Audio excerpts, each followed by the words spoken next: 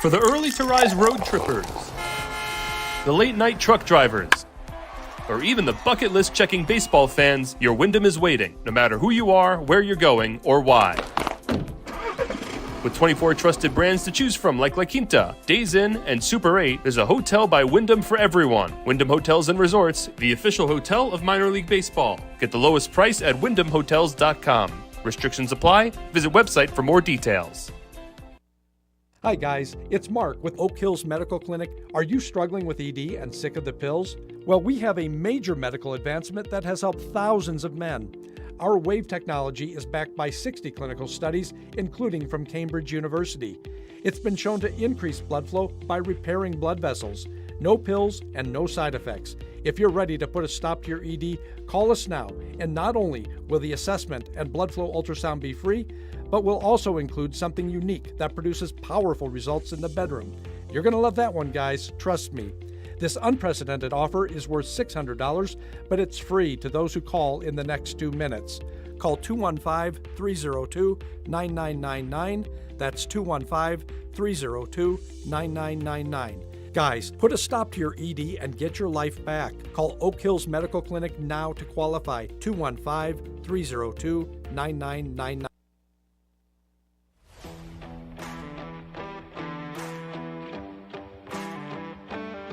You're listening to Reading Fightin' Phils Baseball on the Our Phils Radio Network. Now, out to the ballpark with your broadcasters, Bob McCool and Jake Starr.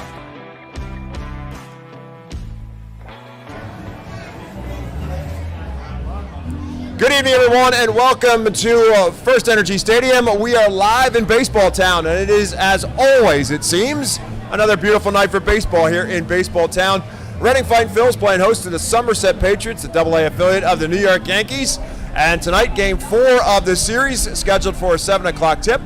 Alongside Jake Starr, my name is Bob McCool. We're just inside the Tompkins Plaza. The gates are open, the bands are playing, and it will be another night, a great night for baseball, as the Phils will try to pull even in this series. Somerset took Game 1 and 2, and the Phils, in dramatic style last night, great baseball game, and Reading ultimately won it by a final score of 5-4. So the Fightin's now 20-22 coming in, 3 games behind the first place Somerset Patriots. And Jake, I will tell you this, every time I think that this Reading Fightin' Phils team is dead in the water and going to drop off the playoff pace, they find a way to get back in it, and they're still only 3 games back, still very much in the thick of things. Just can't kick enough dirt on this team. They find a way. That's the Fightin' Phils. That's been the catchphrase I think I've used pretty much all year, but I know I sound like a broken record when I say it, but I sincerely mean it, and that's why I say it a lot. The credit goes to the guys in the locker room, but of course the guy who is the captain of this ship, and that's Al Federique, because from day 1 to game 111 tonight, he has been just very, I don't say mild-mannered, just very steady in his approach to this team. He never gets too high when they win, he never gets too low when they lose. The approach day in and day out from Al and the entire coaching staff has remained consistent. So then the guys in the locker room, whether it's been guys like Carlos De La Cruz, Oliver Dunn, and Ethan Wilson, who have been here since day 1, or guys like Nick Ward, Marcus Lee Sang, who just are entering this clubhouse for the first time this week, they reflect the same attitude and mentality that their coach reflects. So, they may lose 3 or 4 in a row, they find a way to bounce back. I mean, you just take a look at the last few weeks specifically. I mean, you lose 5 of 6 to Binghamton, you then go on the road and you take 5 of 6 at Hartford, you lose 4 of 6 on the road to New Hampshire, you come back, get a big win in a very quick 1-inning situation against Somerset, you fall back-to-back nights, and you come out last night and you fight your way to a victory, just like the our Phils did. So that's really been the mantra all year. They're playing really good baseball in the second half. And really, you look at the division as a whole, you can just linger around 500 and really have 1 or 2 hot weeks down the stretch, and you're going to find yourselves in the conversation for a playoff spot. Yeah, that's the beauty of this, because Somerset won the first half title. So if Somerset wins the second half title, you essentially only have to finish in second place.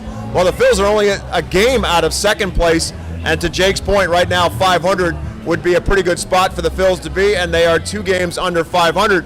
So certainly still a lot left to play in this series, and Somerset would certainly be a team that would say, you know what, if there's anybody we don't want to play in the playoffs, it would be Reading, because Reading has been a thorn in their side over the course of this.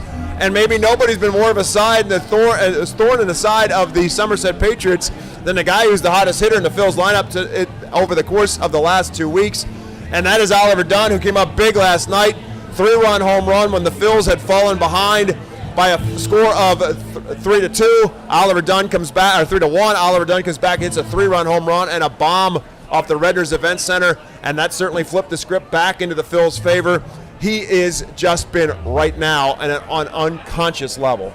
I mean, the month of August, I haven't had a chance to look at the entire league as a whole, but from what I've seen, Oliver Dunn might be the best player in the Eastern League so far in the month of August. I mean, if he continues on this pace, I think he's an argument for Eastern League Player of the Month when that time comes in early September to make a decision. But he's been really good, and he's just been a spark plug for this team. I mean, his home run last night, yes, it gave Reading the lead at the time, but it also served as kind of, that kind of momentum shift because he hit a home run, he came around third base, he was fired up his teammates. Somerset comes back, they tied up. Max McDowell in his first game back hit an absolute missile to left field to give Reading the lead and was the eventual game-winning home run. So, what do you know? 2 former Somerset Patriots haunting their former team in the win last night. Yeah, 2 former guys who spent some time in the Yankees organization, and Max McDowell and Oliver Dunn. Jake got a chance to catch up with him in the postgame show and conversation. But Max McDowell certainly has a flair for the dramatic, and he is, I'm sure, a welcome back into that clubhouse because Max is kind of a quiet leader in the clubhouse, but a very strong leader on the field. A guy who demonstrably will take matters into his own hand. He's a veteran catcher and a guy that a lot of guys, I'm sure, lean on in the types of situations they were in. And he comes up with a very big home run last night, and he's had some big home runs over the course of this season, and a guy you can't help but root for. Yeah, I think Max McDowell's last quote-unquote game-winning home run was the walk-off against Harrisburg back the Memorial Day weekend. So, no, I mean, he's a great guy to root for. He's like you said, a quiet leader, but a steady presence in that locker room.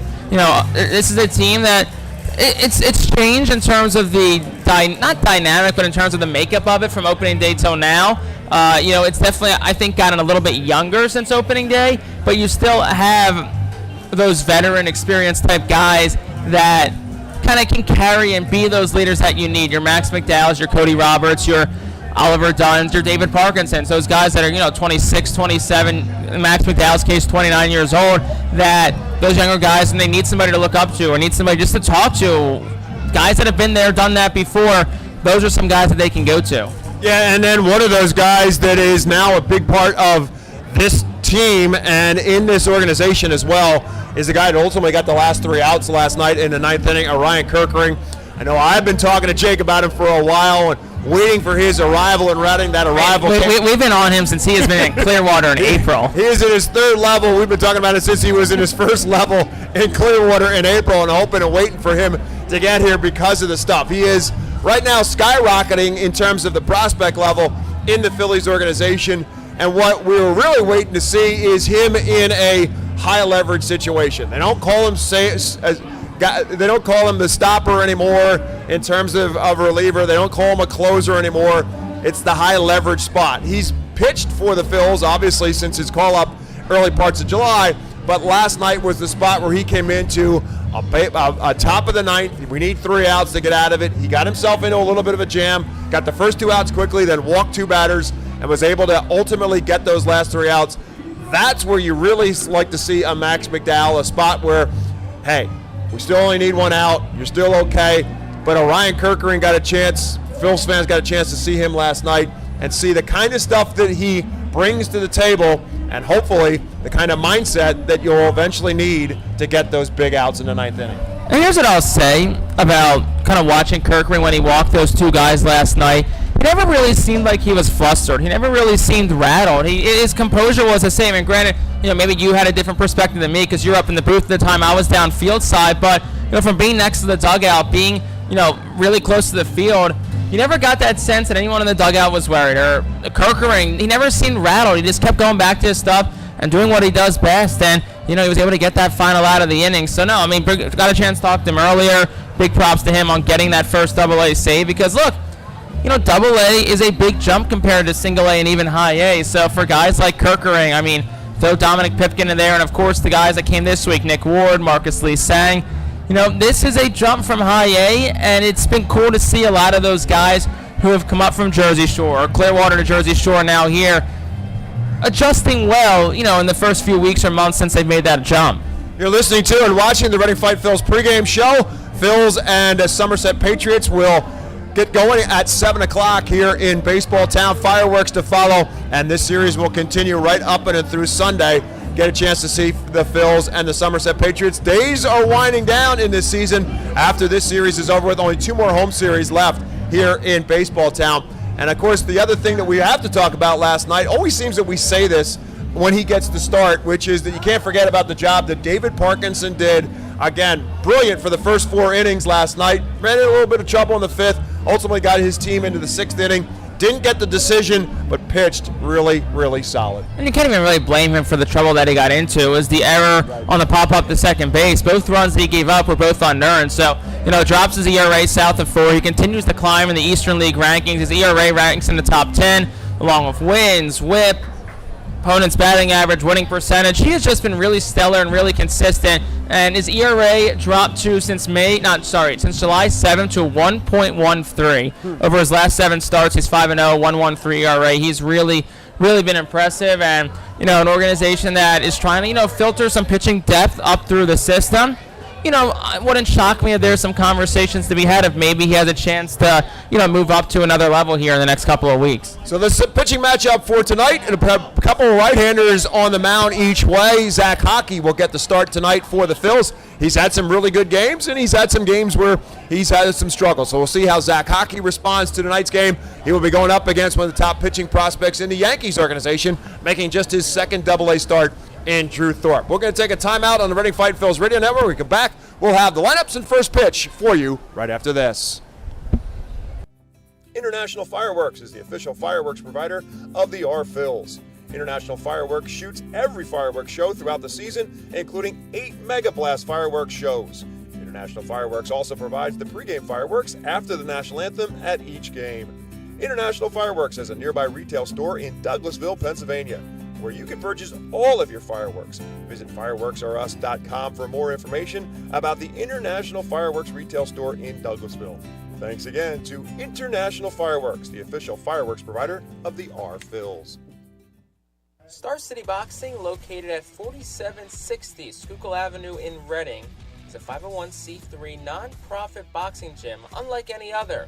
Our goal is not only to help you be fit, but to be the best outlet for our youth and community. We welcome anyone who wants to improve their way of life, be fit, and box competitively or non-competitively. We work with you to reach your goals in and out of the gym. Stop in and meet our stars today. Check us out and follow us on Facebook, Instagram, and Twitter for upcoming events and happenings. And visit our website today at starcityboxing.org for more information on how to join, volunteer with our youth, or support our efforts in the community. Star City Boxing is a proud continued 2023 Phillies Fiesta Friday partner. The Penn State Health St. Joseph's 67 Club is the original hospitality area at FirstEnergy Stadium. Conveniently located along the third base side, the 67 Club gives you a front row seat to all the action at the hot corner. The area is safely protected from line drives with a large see-through net. Starting at $34, groups of 20 or more can enjoy a 2.5-hour all-you-can-eat buffet. Children 4 and under are free. Visit rphils.com or call us at 610-370-BALL to reserve your group outing today.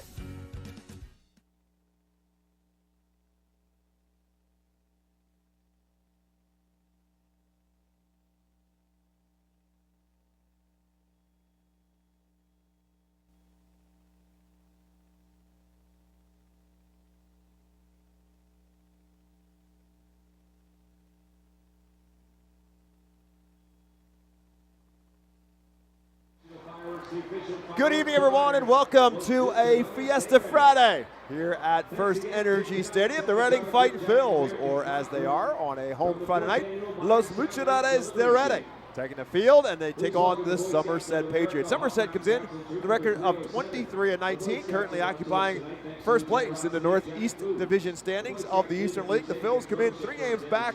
They are 20-22. Alongside my broadcast partner, Jake Starr, my name is Bob McCool. Let's give you the starting lineup presented to you by Golden Oaks Landscaping for the Somerset Patriots. Jason Dominguez right back in the leadoff spot for the Patriots.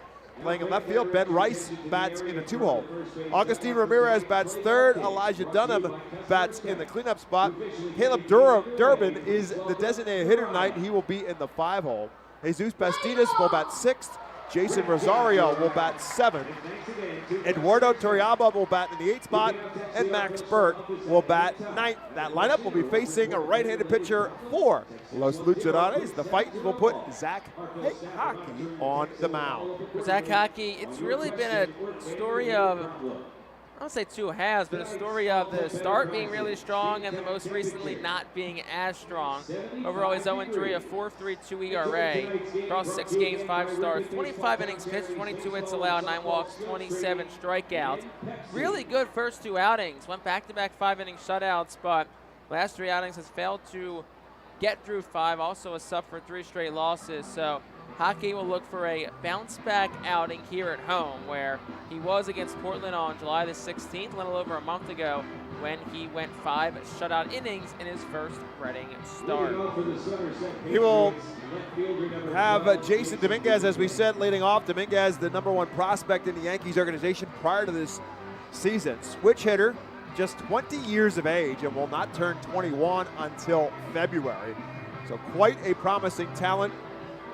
Signed by the Yankees Yankees paid big for the signing of Jason Dominguez in the international free agent signing in 2019.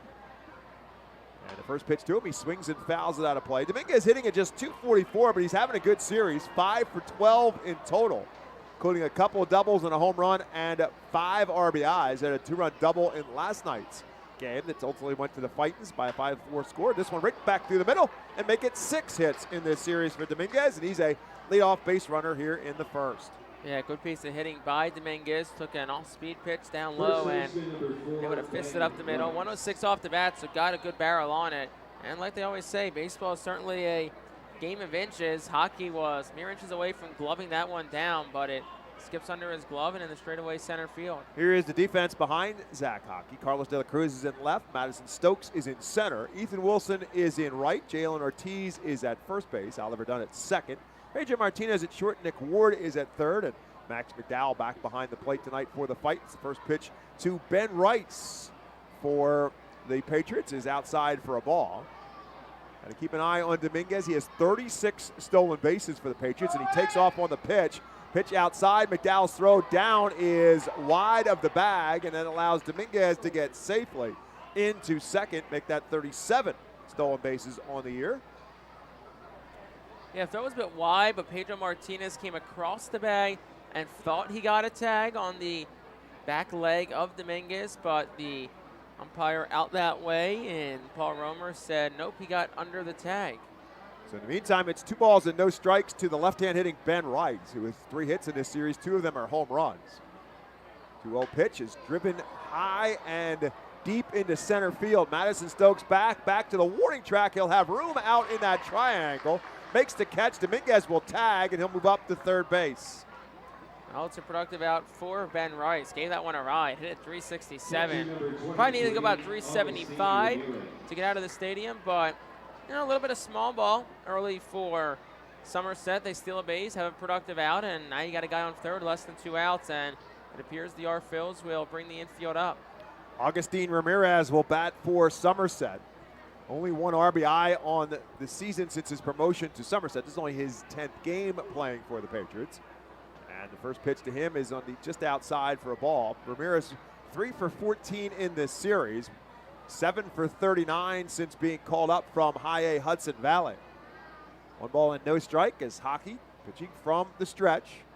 Delivers with a pitch that's just a bit low and outside. Apparently it's 2-0. Hockey with a fastball, the 93 to 95 range, a slider, and a change. 2-0 pitch, way inside, ball 3.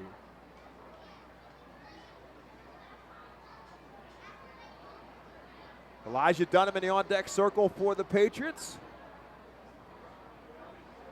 As the count has gone to 3-0 to Ramirez. This one lifted deep into left field. De La Cruz goes back, and he will run out of room as Augustine Ramirez gives the Patriots the early lead on the 2-run home run that just clears the left field fence. First home run in Double-A this season for Ramirez.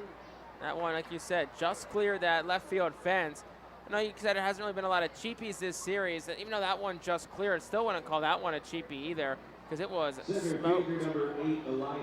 Our game time weather forecast for tonight's game, 74 degrees at game time, 10, 15 mile an hour breeze, and it is blowing out a little bit to left field, which certainly aided the cause for Ramirez to get that home run. 2-0 Patriots on top.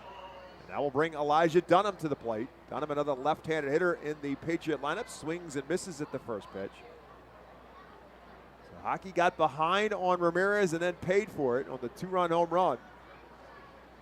And now he's ahead of Dunham. No balls in the strike. And they appeal. They say he did not go around. So it's 1-1 to Dunham, who's just 2 for 12 in this series. Hitting at 270 on the year. 7 home runs and 16 RBIs for Dunham.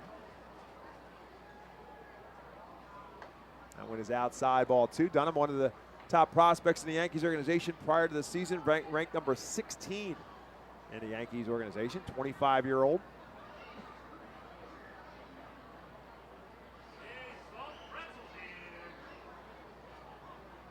Swing and a miss. There's the changeup from Hockey, and well timed with that pitch. Had Dunham way out in front of it. Now the count is even at 2 balls and 2 strikes, and Dunham will call time. Dunham went undrafted out of the University of Indiana. It's like the Yankees signed him after 2020. Of course, it was a much shorter draft in 2020 after the COVID-shortened season. 2 balls and 2 strikes. This one lifted up into left center field. Carlos De La Cruz, the left fielder, will drift over and he'll make the catch for out number 2. Good job by Hockey to get a weak fly out from Dunham. 2 outs, bases are clear, so the hope is here you can get out of this inning with no more damage.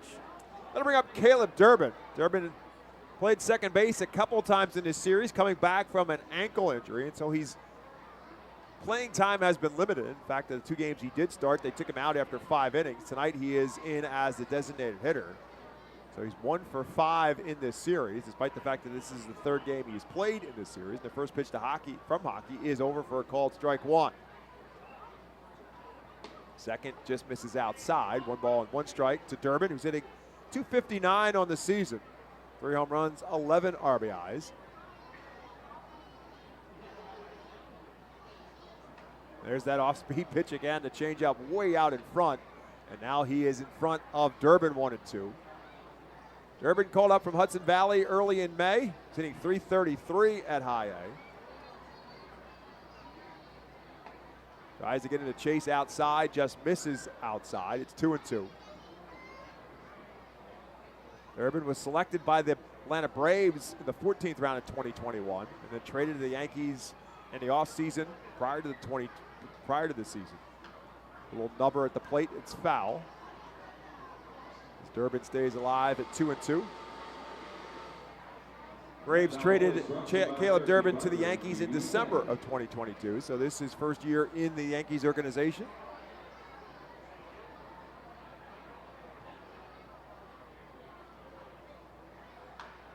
Beats another one foul down the third base line. Raul Dominguez, the manager for the Patriots. His first year as a manager. Gave it a chase and then said, you know what, you guys in the bullpen, you're younger than I am. Why don't you go get it instead? And they will. Aaron Bossy is the first base coach for the Patriots. 2-2 pitch, dribble it out in front of the plate. Hockey will field it himself. He'll throw it to first in time for the 3rd and final out.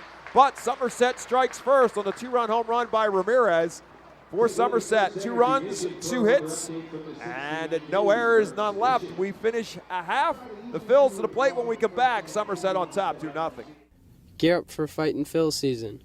Visit the Brentwood Industries Fightin Phil's team store at FirstEnergy Stadium or check out our online store 24 hours a day, 7 days a week at rphils.com/shop.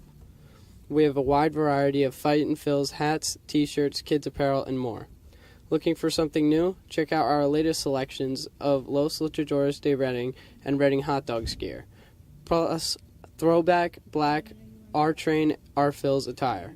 Root for your Fightins in style. Stop by the Brentwood Industries Fightins team store or rphils.com/shop. ROG Orthodontics is the proud official partner of the ROG Orthodontics Fightin' Phil's Kids Club. Join today at Fightins.com to get your free ROG Orthodontics Kids Club t-shirt and visit FantasticSmiles.com for more information on why ROG Orthodontics is voted #1 in Berks and Monco. ROG Orthodontics and the Fightin' Phils, two great hometown partners.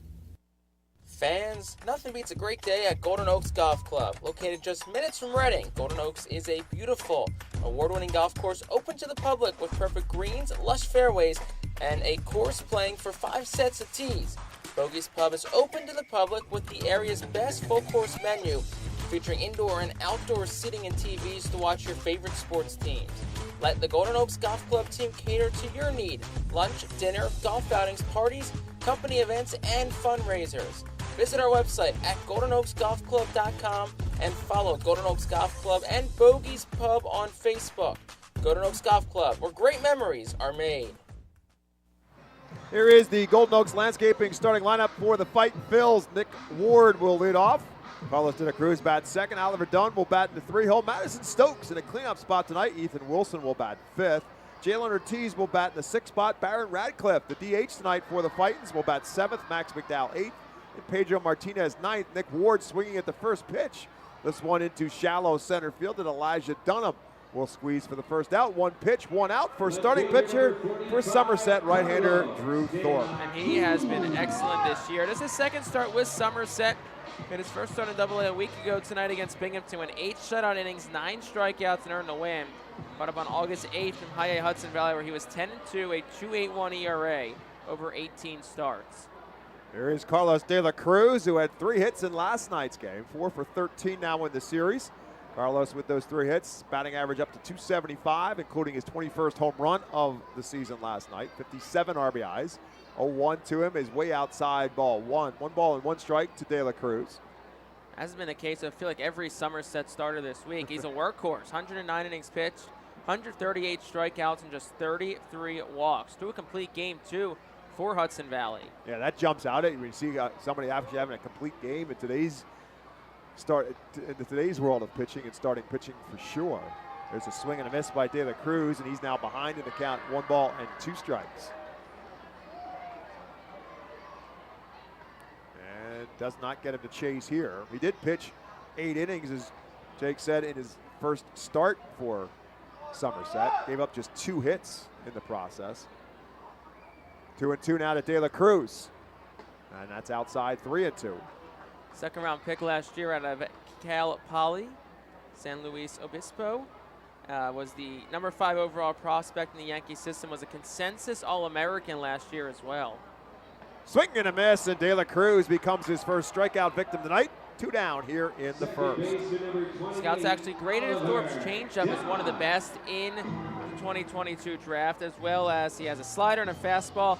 Not too much velocity, 89 to 92. It will top out at 95 at times. Yeah, so obviously he's on the fast track. Drafted just last year and already moved up from from high A to double A. And this is his first season of professional baseball. Oliver Dunn will face him. This one a slow roller up the middle to the shortstop. The second base side of the bag comes the shortstop Max Burt in time to get Oliver Dunn at first, and the Phils retired 1-2-3 in the bottom of inning number 1. 1 complete in Baseball Town. Somerset 2, Reading nothing. Empowering communities one relationship at a time is our commitment at Tompkins. Our customers have thrived thanks to our focus on local lending and their commitment to the customers they serve. They do a great job. Everything for us, from our banking, our insurance, to our wealth management. Tompkins has always been there for us. We see a long relationship with Tompkins. They're good people.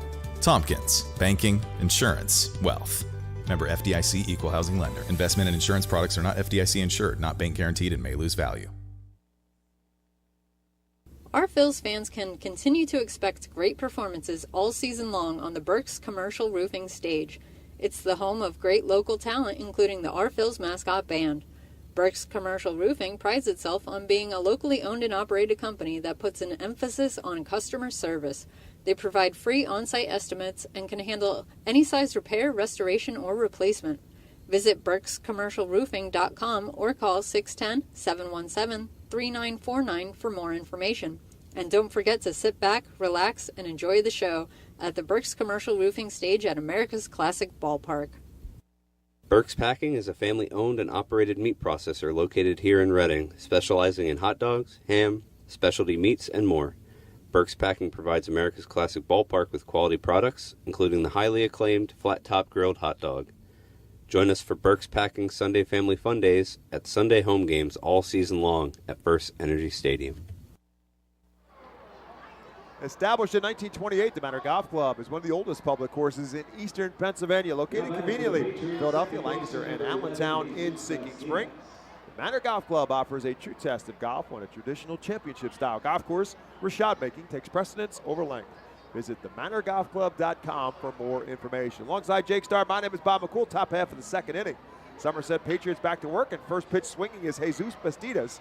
Slow roller left side, and Nick Ward, the third baseman, will cut it off and make the throw in time for out number one on one pitch here in the second. Yeah, nice job by Nick Ward. Cuts that one off, takes the more direct route to the baseball, and fires a strong throw to first. I'll bring up Jason Rosario. Rosario played in Tuesday night's game. Was 1 for 1 in the game, but he had a busy night, had a double and walked 3 times. Batting average at just .204 as he stands. Left-handed hitter, and he swings at the first pitch, but he comes up empty. So Hockey coming out here in the second inning, throwing strikes, and the Patriots responding by taking some hacks. 0-1 pitch. Swings again and fouls this one down, pops this one down the third baseline towards foul territory, but Nick Ward will make the catch in fair territory behind the third base bag. That is out number 2. Total of 3 pitches so far.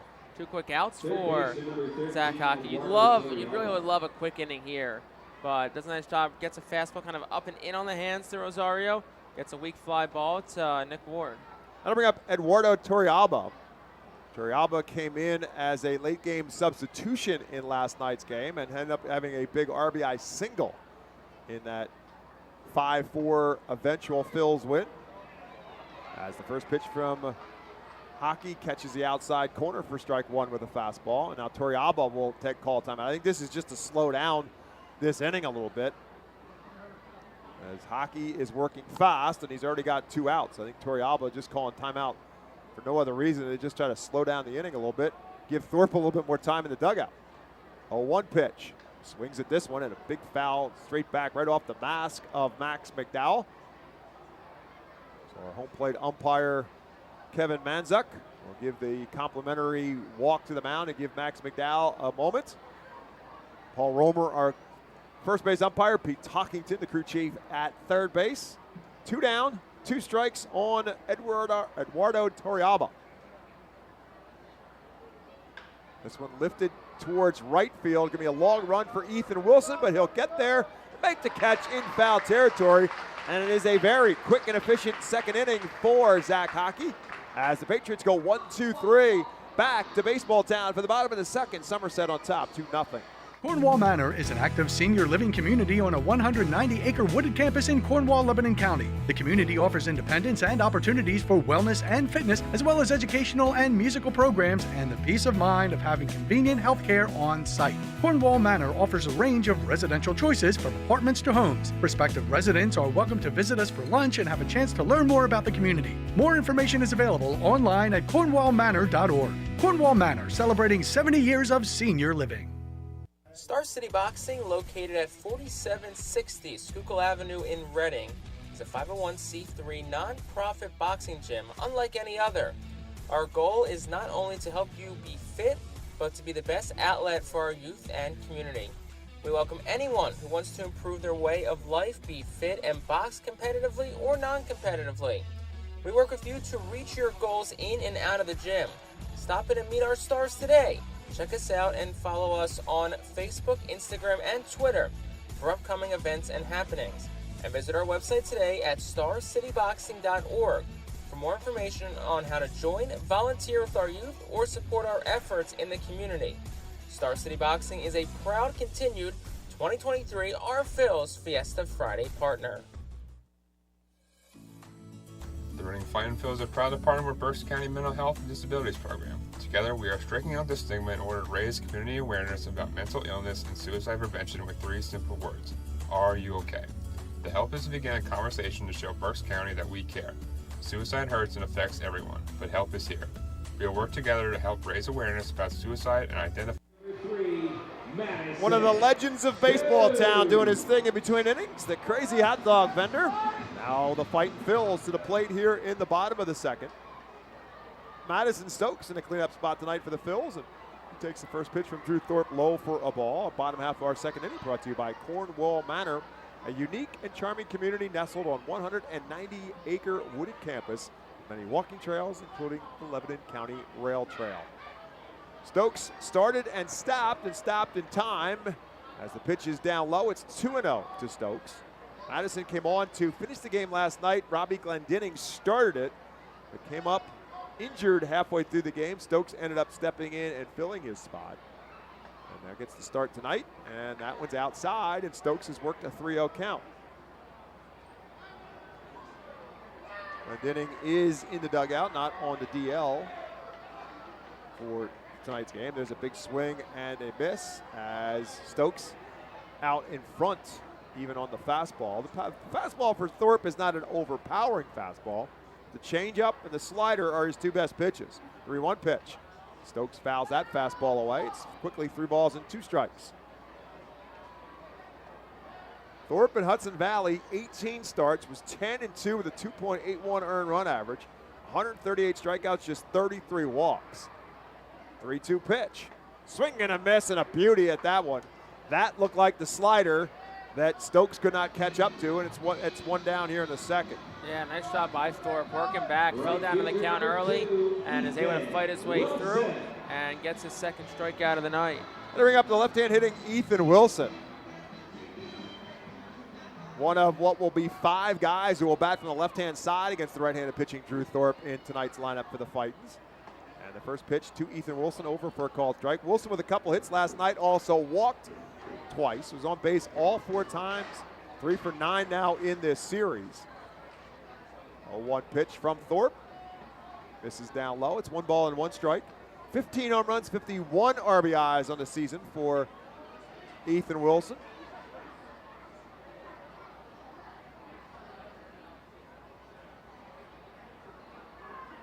Thorpe's 1-1 pitch. Right back through the middle, and Ethan Wilson said it last night that he just seemed to be getting better and better at bats, and he stays hot on base for the 5th consecutive time. Yeah, it's been great at bats, good swings, and another example right there. Gets a off-speed pitch that got a lot of the plate, and Ethan Wilson able to give it a good swing and deliver it in the center field for a base hit. First hit of the night for the Fightins. That'll bring up Jalen Ortiz. And as Ethan Wilson seems to be coming into a good spot, Jalen Ortiz looking to try to get one himself. He is 0 for 8 in this series, including 6 strikeouts in those 8 at-bats. The first pitch from Thorpe is up high for a ball. Batting average now below the 200 mark for Ortiz at 198. Fouls this one down the first base line and slicing into the right field grandstands. Good crowd on hand on another beautiful night here in Baseball Town. Deck is full. Pool deck is full as well. 67 Club as always seems to be full. Fireworks to follow. Pickoff attempt. Ethan Wilson just gets back. Wilson was quite runnerish last night. Maybe thinking the same thing here. At least Drew Thorpe is paying attention in last night's game, so he has the pickoff attempt. 1-1 to Ortiz. That one's outside. It's 2-1. Ramirez tried to frame it. Doesn't get the call from home plate umpire Kevin Manzuk. And now Ortiz ahead in the count at 2-1. This one again fouled out of play. I mentioned with Wilson's at bat that he was one of 5 left-handed bats in the lineup, including Pedro Martinez, who will bat left-handed against Thorpe as a switch hitter. But there was a time in a good portion of the season Al Padrique only had 2 left-handed bats at his disposal on most nights. Wilson started and stopped, and the pitch is low. Jalen Ortiz has now worked the count full, 3 balls and 2 strikes. Wilson stole his 11th base of the year last night.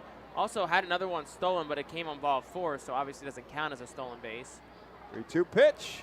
Right there for a called strike 3. That's out number 2. Designated hitter number 22, Barron. Strikeout woes continue for Jalen Ortiz as he is the 3rd strikeout now for Drew Thorpe. With 2 down, that'll bring up another one of those left-hand hitters in Barron Radcliffe. Barron the DH tonight in the Phil's lineup. There's the off-speed pitch that he is way out in front of. The changeup from Drew Thorpe has Radcliffe out in front for a swing and a miss.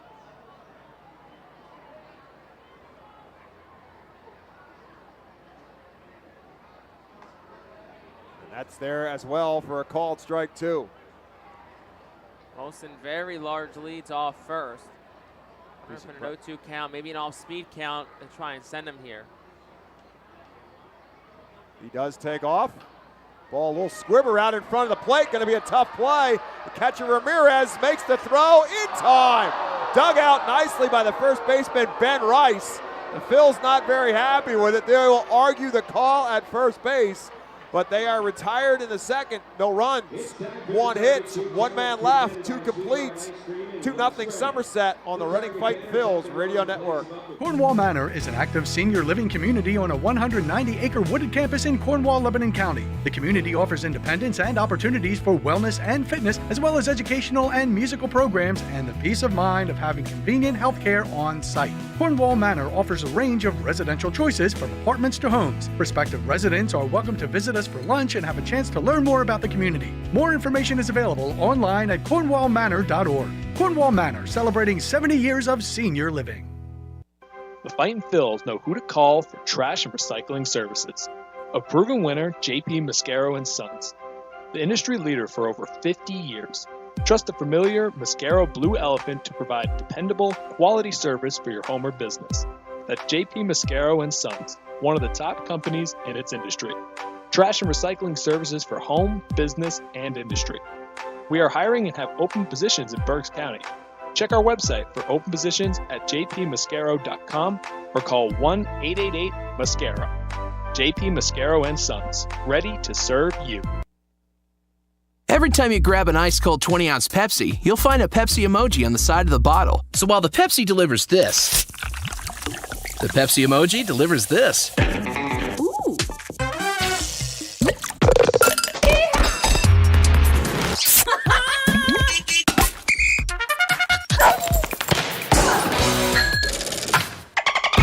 So go ahead, crack open a Pepsi and tell the world how you feel and what you love with Pepsi emojis. Say it with Pepsi. We head to the top half of the 3rd inning. 2-0 Somerset on top. 9-hole hitter Max Burt will lead it off for the Patriots.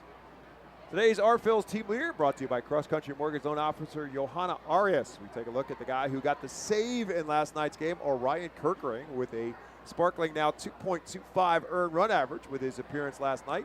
A couple of strikeouts. Ryan Kirkering, 2.25 earned run average, the lowest on the Fightin' Phil's squad, as this one's lined in left field for a base hit. Max Burt, a leadoff single for the Patriots. That is today's cross-country mortgage loan officer, Johanna Arias, Phil team leader. You can contact Johanna at 484-554-9969, or you could email her at johanna.arias@myccmortgage.com. And for the second time in 3 innings, the Patriots have a leadoff man on board on their 3rd hit, and the guy that started the action in the 1st inning, Jason Dominguez, now bats. Burt taking his lead off at first. Dominguez swings at the first pitch, and he's going to have himself another hit as that one will squirt its way into right field. Around second and headed to third. Max Burt with the slide head first that will get him there safely, and the runners now at the corners. Jason Dominguez 2 for 2, 2 on and nobody out for the Patriots here in the 3rd. Yeah, it was one that just found the right hole in the infield. Wasn't hit on a line or anything like that, just a ground ball, and got by Ortiz and Dunn, and then aggressive base running from Max Burt. Wilson had a good throw towards third, but just a little bit late. So that will bring up Ben Rice, who flew out to center field his first time up. Looks like the Phils will stay back and play for a double play here. Runners at the corner, nobody out. Only the third inning. Patriots already on top 2-0. First pitch to Rice, outside for a ball. Yeah, Pedro Martinez, the shortstop, shaded behind the second base bag. Nick Ward, the third baseman, plays about even with the bag, so anything hit hard to him, maybe he looks the runner back. This one catches the inside corner, so Hockey now has the count even at 1 ball and 1 strike.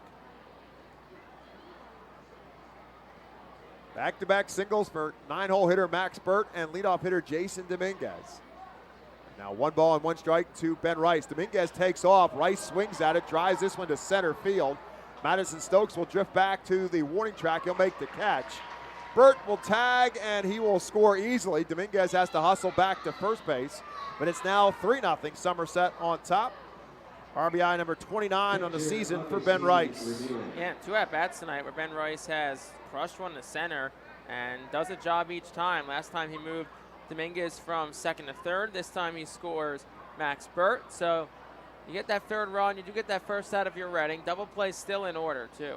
That'll bring up Augustine Ramirez, who hit the 2-run home run his first time up. And the first pitch from Hockey is outside for a ball. Ramirez with his first double-A home run last time up. RBI number 2 and 3 since being promoted to Somerset.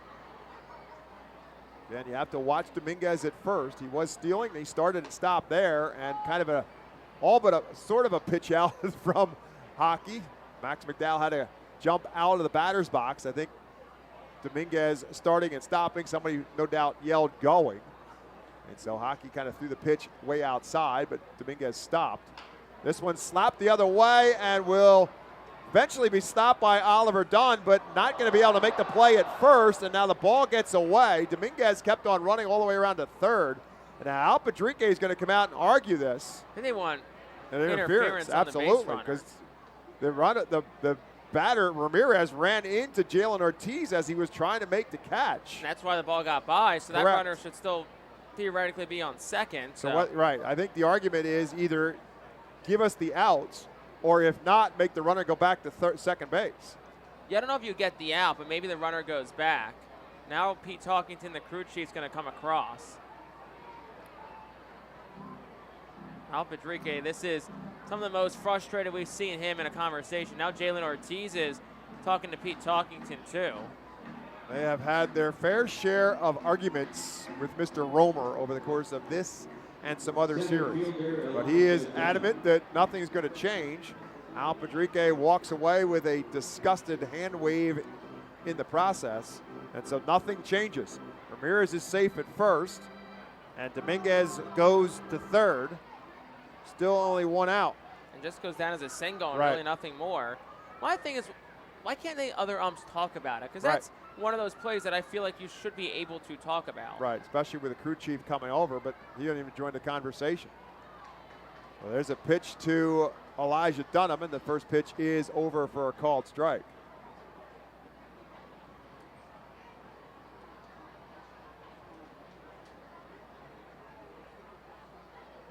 Second pitch is way outside. It's 1 ball and 1 strike.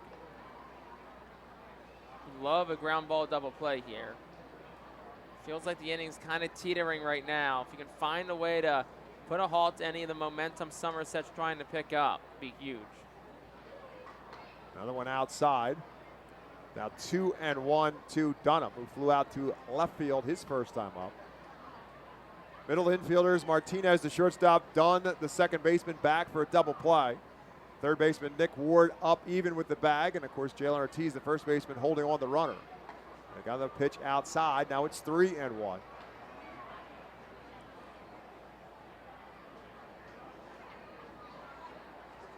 Three hits already in the inning for Somerset. 1 run in.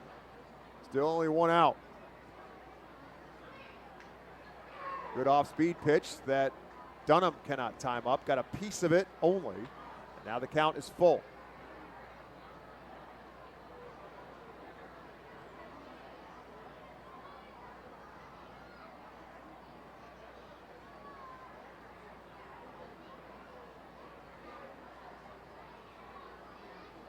Hockey takes a look back at Ramirez at first. Comes with his 3-2 pitch.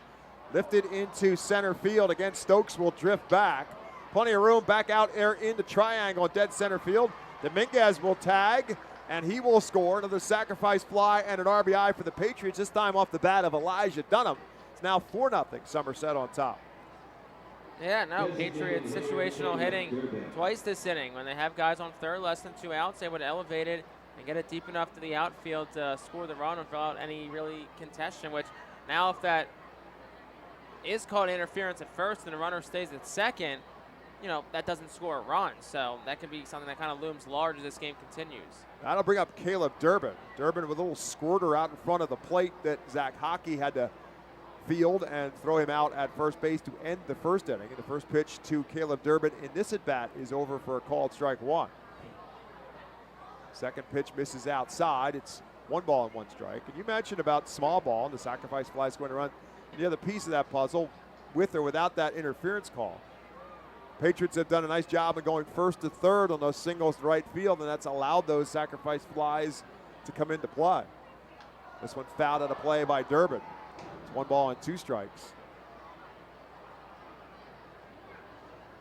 Lots of ways you can get runs across in a game of baseball. It's not always about swinging and hit 3-run home runs. It's the most fun way to get runs across, don't get me wrong. But there's other ways to get it done. Somerset has done it both ways tonight. 2-run home run and a couple of sacrifice flies in this inning.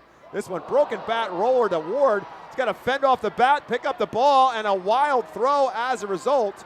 Ortiz had to come off the bag to make the play, and Durbin will be safe at first. It's going to go down as a base hit, too, for Caleb Durbin. And, I mean, that was a tough play for Ward. If the bat's not there, it's probably a little bit of an easier play, but still was. I mean, Durbin was moving off the line pretty quickly, too. Yeah, I mean, it was a broken bat, and the nasty part of the bat, the head of the bat, with it was basically a spike coming at Ward. He had to get out of the way of it, field the ball, and then because he was stepping sideways to avoid the bat coming at him, throw ends up being wild and pulling Ortiz off the bag. But Jalen came off the bag and made the catch, so nobody could move up. So Ramirez stops at second. Durbin safe at first, and now a conversation on the mound with the pitcher Zach Hockey.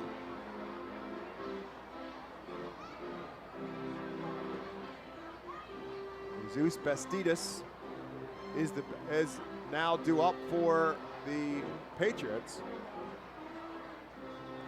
2 on, 2 outs, 2 in so far for Somerset here in the third.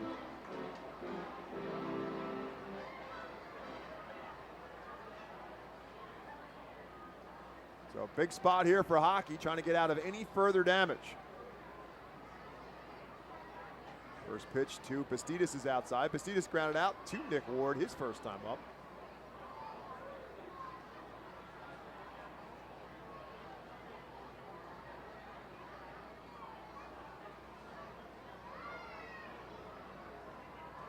Hockey take a look back to second, comes with 1-0 pitch.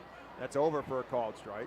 Like that ground ball, you really can't blame Nick Ward. I mean, that thing is coming at you with the mean end of the bat spiraling at you. It's kind of hard to stand there and just take it. You're fending it off while trying to make a play, too. Runners take off, pause inside, and McDowell has no shot at it. Max tried to make the catch on the pitch inside and get up to make the throw and could not handle the pitch, so both runners will move up. Be a stolen base for both Ramirez and Durbin. In the meantime, the count is now 2-1 to Bastidas. So this inning becomes even more perilous now for Hockey. Trying to get this third and final out. Little dribbler towards the Patriots dugout. So the count now even at 2-2. Hockey will take the out any way he can get it right now. Pitching from the stretch. A little squirter to the right side. Ortiz will take it. He'll toss it to Hockey in time, and that will do it for the Patriots. But they do get 2 more runs. They do it on 3 hits, but they leave 2 big ones out there. We head to the bottom of the third. Somerset now on top of the Phils by a score of 4-0. Nursing home neglect is a serious problem. If you or a loved one has suffered from bed sores obtained in a nursing home or a fall down in a nursing home resulting in a fracture, our friends at Swartz-Culleton can help. Call the attorneys at Swartz-Culleton for a free consultation. Their phone number is 1-800-JUSTICE. That's 1-800-587-8423. Once again, call 1-800-JUSTICE today. Swartz-Culleton is a proud sponsor of the Reading Fightin' Phils. Humane Pennsylvania is an innovative national leader in animal welfare with adoption centers, accredited nonprofit veterinarian hospitals, emergency animal rescue services, community pet assistance programs, and a free community dog park. At HPA, we are passionate about going the extra base to keep your pets healthy and happy at home with you. With a variety of services and different ways and times to access them and variable pricing, Humane Pennsylvania is here to provide your pets with exceptional care, how, when, and where they need it. Visit humanepa.org for more information. The Enersys Power Alley Pub features a 2.5-hour all-you-can-eat buffet, private bar with bartender, 2 rows of seats, bar stool seating, and 4 cafe tables. The pub provides your party a private area to enjoy the ball game away from other fans. The Enersys Power Alley Pub may accommodate groups of 40 to 60 people. Enjoy socializing with your group and watch the game with a unique vantage point. We head to the bottom half of the third inning, presented to you by Swartz-Culleton PC. They represent injury victims in both Pennsylvania and New Jersey. If you've been injured, call 1-800-JUSTICE today. One of the heroes of last night's game will lead off here in the third inning. Max McDowell hit the go-ahead home run for the Phils in the bottom half of the eighth inning. It turned out to be the winning run in the 5-4 victory for the Fightins. Leads off, takes the first pitch over for a called strike from Drew Thorpe. It was the 6th home run of the season for Max McDowell, 25th RBI of the year. He swings and misses at a pitch here, and Thorpe is quickly ahead of him, no balls and 2 strikes. Drew Thorpe did give up 10 home runs in his 18 starts at Hudson Valley. 0-2 pitch. Misses low for a ball. 1 ball and 2 strikes.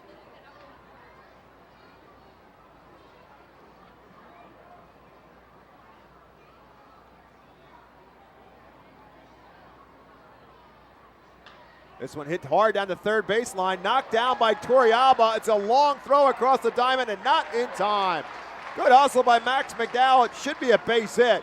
Great play by Torrealba just to knock it down. Might have taken away extra base hit from Max McDowell, but McDowell will take the single instead. Phil's second hit of the ball game is a leadoff base hit here in the third for Pedro Martinez.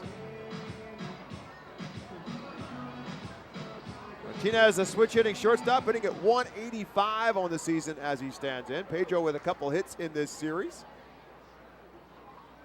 And swings at the first pitch, and it's the changeup from Thorpe, and Martinez is way out in front of it, swings and misses. Again, fastball, slider, and change for Thorpe. It's the slider and the change and the slider that are his best 2 pitches. He comes inside, try to jam up Martinez. They'll appeal and whether or not he swung. They say he did not go around. It's 1-1. That was the slider from Thorpe. McDowell takes his lead off of first. 1-1 pitch. Way up high with the fastball. It's 2-1. He's not an overpowering pitcher. The fastball in the low 90 range. 92 on that one here on the radar gun at FirstEnergy Stadium. 2-1 now to Martinez. Off-speed pitch and another beauty, and he had Martinez out in front. That's just pitching backwards. You get a pitcher in a 2-1 count. He's thinking he's going to get a fastball, and he gets the changeup and way out in front of it. Now the count is even to Martinez. Swing and a miss, strike 3. That looked like the slider from Thorpe, and Martinez is a strikeout victim. 4th of the game now for Drew Thorpe. 1 out here in the third. Now bring on top of the lineup and Nick Ward to the plate. Ward swung at the first pitch he saw and flew out to center field, leading off the ball game for the Fightins. Thorpe, as we mentioned last year, was a college pitcher at Cal Poly. He was second in the NCAA in strikeouts. There's a roller to second, short 2-second for one. Ward will beat it out. Bastidas made the play at second, flipped it to Max Burt, but the relay from Burt not in time to get Nick Ward. So he's safe on the fielder's choice. Now we'll bring up Carlos De La Cruz. With 2 outs now in the inning. To finish that thought, Drew Thorpe second in all of Division I of college baseball last year with 149 strikeouts. Again, he had 138 in 18 starts at High A Hudson Valley before his promotion. 4 so far in this one. As De La Cruz stands in, he was the first of those 4 strikeouts, and he swings and misses at the off-speed pitch.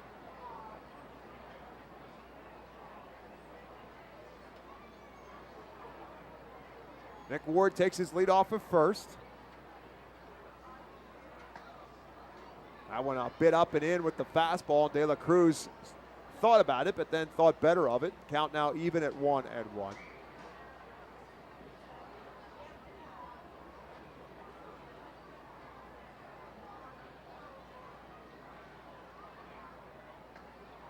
That one also off the plate. It's now 2-1 to De La Cruz, and now home plate umpire Kevin Manzuk hearing it from the Somerset dugout.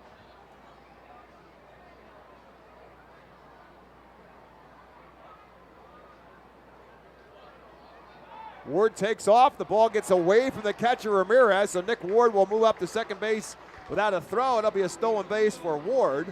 And on the pitch, it becomes a 3-1 count now to Carlos De La Cruz. Yes, Ward is credited with the stolen base, so he was off and running on the pitch regardless. So got a guy in scoring position, see if De La Cruz can knock him in with 2 outs. And in a hitter's friendly count at 3-1.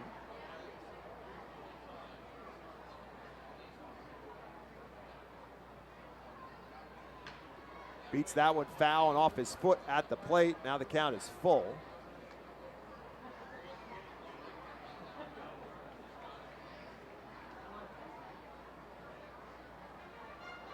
Phils and the Patriots will continue this series tomorrow night at 6:45 and then wrap it up on Sunday at 5:15. 3 balls and 2 strikes now to Carlos De La Cruz. That's in the dirt, ball 4. First walk surrendered by Drew Thorpe. Phils have 2 on now with 2 outs. Yeah, Thorpe does not walk a lot of guys.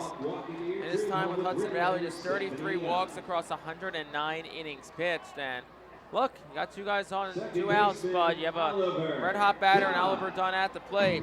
Had a big 3-run home run last night. So we're in 3 straight games. Maybe he can find a way to at least get a few runs on the board here for Reading. Dunn almost had himself a seeing eye base hit his first time up, but Max Burt, the shortstop, ranged far to his left to take away that hit from Dunn. And the first pitch to Oliver, this at bat is over for a called strike. Al Padrique, the manager for the Fightin' Phils, coaching in the third base box. Ray Ricker coaching in the first base box. Phils wearing their black and gold Los Luchadores nights on a Fiesta Friday here at the ballpark. 0-1 to Dunn. Fouls this one straight back. It's 1 ball. It's no balls and 2 strikes now to Oliver Dunn. Dunn at .287 with the batting average after his night last night. 20 home runs, 73 RBIs. Now in an 0-2 hole. And misses outside. It's 1-2.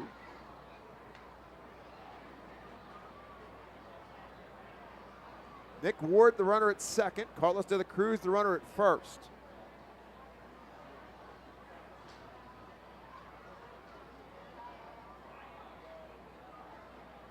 Swing and a miss, strike 3. And Thorpe gets himself another strikeout and gets one in a big spot there as the Fightins go down here in the third. No runs, 1 hit, 2 left. 3 complete in baseball town. Somerset 4, Reading nothing. Nursing home neglect is a serious problem. If you or a loved one has suffered from bed sores obtained in a nursing home or a fall down in a nursing home resulting in a fracture, our friends at Swartz Culleton can help. Call the attorneys at Swartz Culleton for a free consultation. Their phone number is 1-800-JUSTICE. That's 1-800-587-8423. Once again, call 1-800-JUSTICE today. Swartz Culleton is a proud sponsor of the Reading Fightin' Phils. Are you looking for a reliable food distributor to meet all your culinary needs? Look no further than our trusted team at Feaser's Food Distributors. For over 120 years, our products have been sourced from the best farms and suppliers, ensuring that you get the best ingredients for your restaurant or organization. From fresh produce to premium meats, Feaser's supplies everything but the appetite. Visit Feasers.com today to experience the difference in working with a top-tier, family-owned food distributor. Feaser's, your partner for success in the kitchen. Looking for a fast and hassle-free way to get your snacks and non-perishable groceries? Look no further than FeasersDirect.com. With just a few clicks, discover the convenience of having your culinary essentials ready for a pickup at our headquarters in Harrisburg. The Reading Fightin' Phils are pleased to present you with their classic game program, all electronically. This program has information on the coaching staff, player roster, and front office staff. It also includes feature stories and alumni reports on all of your favorite guys who spent time in Baseball Town. Visit ourphils.com/programs to check it out. Somerset to the plate in the fourth inning. Patriots have a 4-0 lead, and time for my colleague in the broadcast booth, Jake Starr, take over play-by-play. Thank you very much, Bob. It's the top half of the fourth inning. 4-0 Patriots have the lead. Zach Hockey back out for inning number 4 of work, trying to maintain the deficit at where it's at. Jason Rosario will dig in. 7-8-9 due up for Somerset. First pitch over, misses upstairs for a ball. It's 1-0 to Jason Rosario. 0 for 1 tonight. Popped up to the third baseman, Nick Ward, his first time up, back in the second. Hockey, the tall righty. He'll set at the belt, deal home. And it's at the top of the strike zone, 1-1. Hockey making his 9th start overall this year, 6 with Reading. Next pitch home is swung on and fouled back. It's 1-2. Was released by the Royals back on March the 21st. That's where he spent his career after being drafted by the Royals in 2018 out of Kentucky. Signed with the Phillies 9 days later on March 30th to a minor league contract, but didn't make his season debut till June 9th. 1-2's outside, it's 2-2.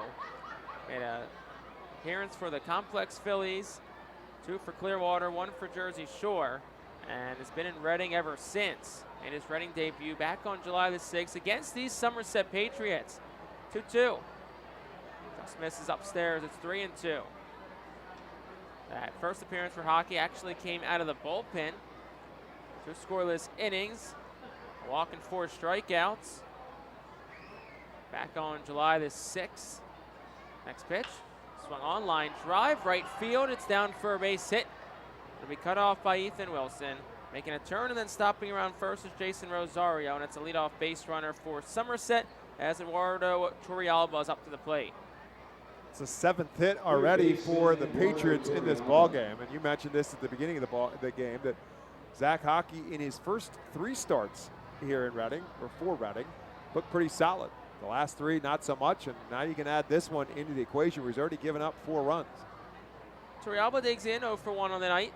First pitch from Hockey. Outside for a ball, it's 1-0. Hockey, funny enough, was actually slated to pitch the bottom of the 9th inning on July the 9th. He had entered the game just before it entered a rain delay and was then suspended, 1-0. Swinging a ground ball towards the middle, it'll split the hole and it's in for a base hit. Making a turnaround seconds, Rosario. He'll stop there, so just station to station. Back-to-back singles for Somerset, puts men on first and second with nobody away for Max Burr. And clearly the agenda for Somerset is that Zach Hockey is a guy that's usually around the plate. They have been very aggressive early on in the count. They are not getting themselves into any kind of deep counts at all. They have been swinging early and aggressively. Burr digs in. He's 1 for 1 tonight. Singled and scored a run in the last inning. Digs in from the right side. Hockey checks the runners and deals. First pitch is down low. It's 1-0. And, of course, that game was suspended till Tuesday night, and Hockey, now a member of the Artfield starting rotation, was not going to pick up where he left off. So Tristan Garnett actually came in and got the win, pitched 2 strong innings for the Fightin' Phils as they completed the game on Tuesday night. 1-0, swing and a miss, 1-1. So with that win, Reading technically took 5 of 6 from Somerset the week after July 4th, going into the All-Star break. Somerset the 2-1 edge in the series this week. Reading overall 9-6 against the Patriots this year. Ball and a strike. Hockey checks the runner. Here's the pitch. Swung on, drifted in the air, foul, out of play on the right side. It's 1-2. Yeah, it's one of the several maddening numbers about this Phillies team. They have a winning record against the team who has had the best record in the first half and so far in the second half. And the other maddening number is the wins and losses at home versus on the road for this Phillies team. Record above 500 on the road and way below 500 at home. Reading also a winning record against Portland this year, 8-7 overall. Hockey is going to be called for a pitch timer violation. That makes it 2 balls and 2 strikes. It's the 30th timer violation by a member of the Reading Phillies, whether it be a hitter or pitcher in 2023. Here's the 2-2. That one's a line drive towards right field. It's down for a base hit. Wilson over to cut it off. Rosario rounds third. Here comes the throw home. It's cut off by Jalen Ortiz. He goes to third. And in standing up is Turrialba. So Turrialba goes first to third. Rosario scores on an RBI single from Max Burt, and that makes it 5-0 Somerset. And that is 3 straight hard hit balls from the 7, 8, and 9 hitters in the Somerset lineup. Rosario, for some reason, didn't read it very well off the bat, and he actually started breaking back towards second base, but it was in a great spot before Ethan, and in a long run for Ethan Wilson to finally get there, so it allowed Raul Dominguez to still send him. But Turrialba with a much better read off of first, and he was rolling around to third base, another first to third for Somerset. First pitch to Dominguez, swing and a miss. It's 0-1. With that, things are starting to stir in the Phil's bullpen. Nobody throwing yet, just some stretching. But Reading, though, just needs 1 win over the next 3 to clinch the season series victory against the Patriots. 0-1 is upstairs for a ball. It's 1-1 on an off-speed pitch. Of course, tonight a bit of an uphill climb, down 5-0 in the top of the 4th inning. Reading is to battle their way back in this ball game.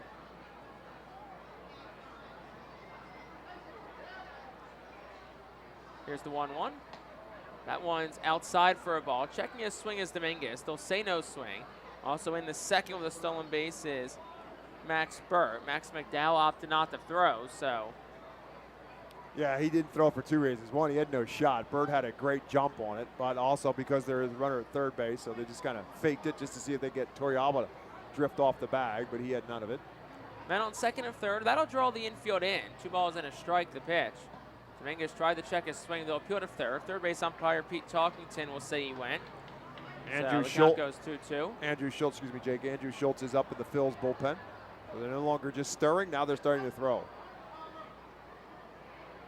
Zach Hockey, 66 pitches so far tonight. 2-2 to Jason Dominguez. The pitch.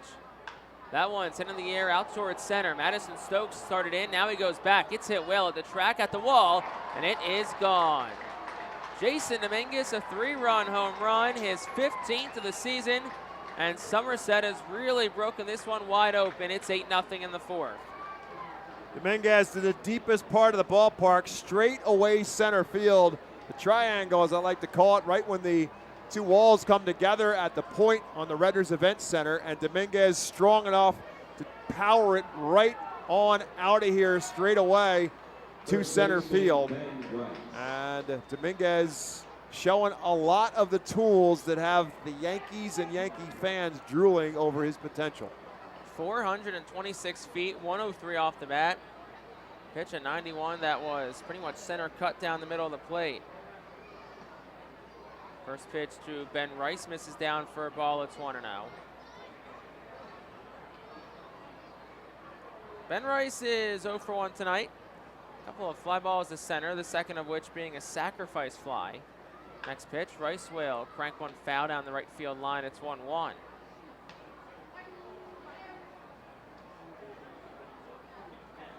Bob said Andrew Schultz is up and throwing for the R-Phils. Right-handed reliever. Ball and a strike here. No outs for Ben Rice. Rice, who has been spectacular since being called up to Double-A Somerset last month. Next pitch, inside corner. That'll be a called strike. It's 1-2. Rice, who's caught the last 2 nights, gets to start at first base tonight. Somerset, who has 5 catchers on their roster, has to get a little creative with Had to get a lot of really good bats in the lineup. 1-2. That one just misses inside. It's 2-2. And tonight's catcher, Ramirez, has been the DH. Now somebody just got run out. Al Patrique just got ejected from the game. So Al will come out, and he will give home plate umpire Kevin Manzok a piece of his time. I believe it was Al. He's the one who shot out of the dugout. There's somebody. Now Tyler Henson's headed to the clubhouse. Yeah, it looks like Tyler Henson was the one ejected. He walked back, so it looks like Tyler Henson was the one ejected.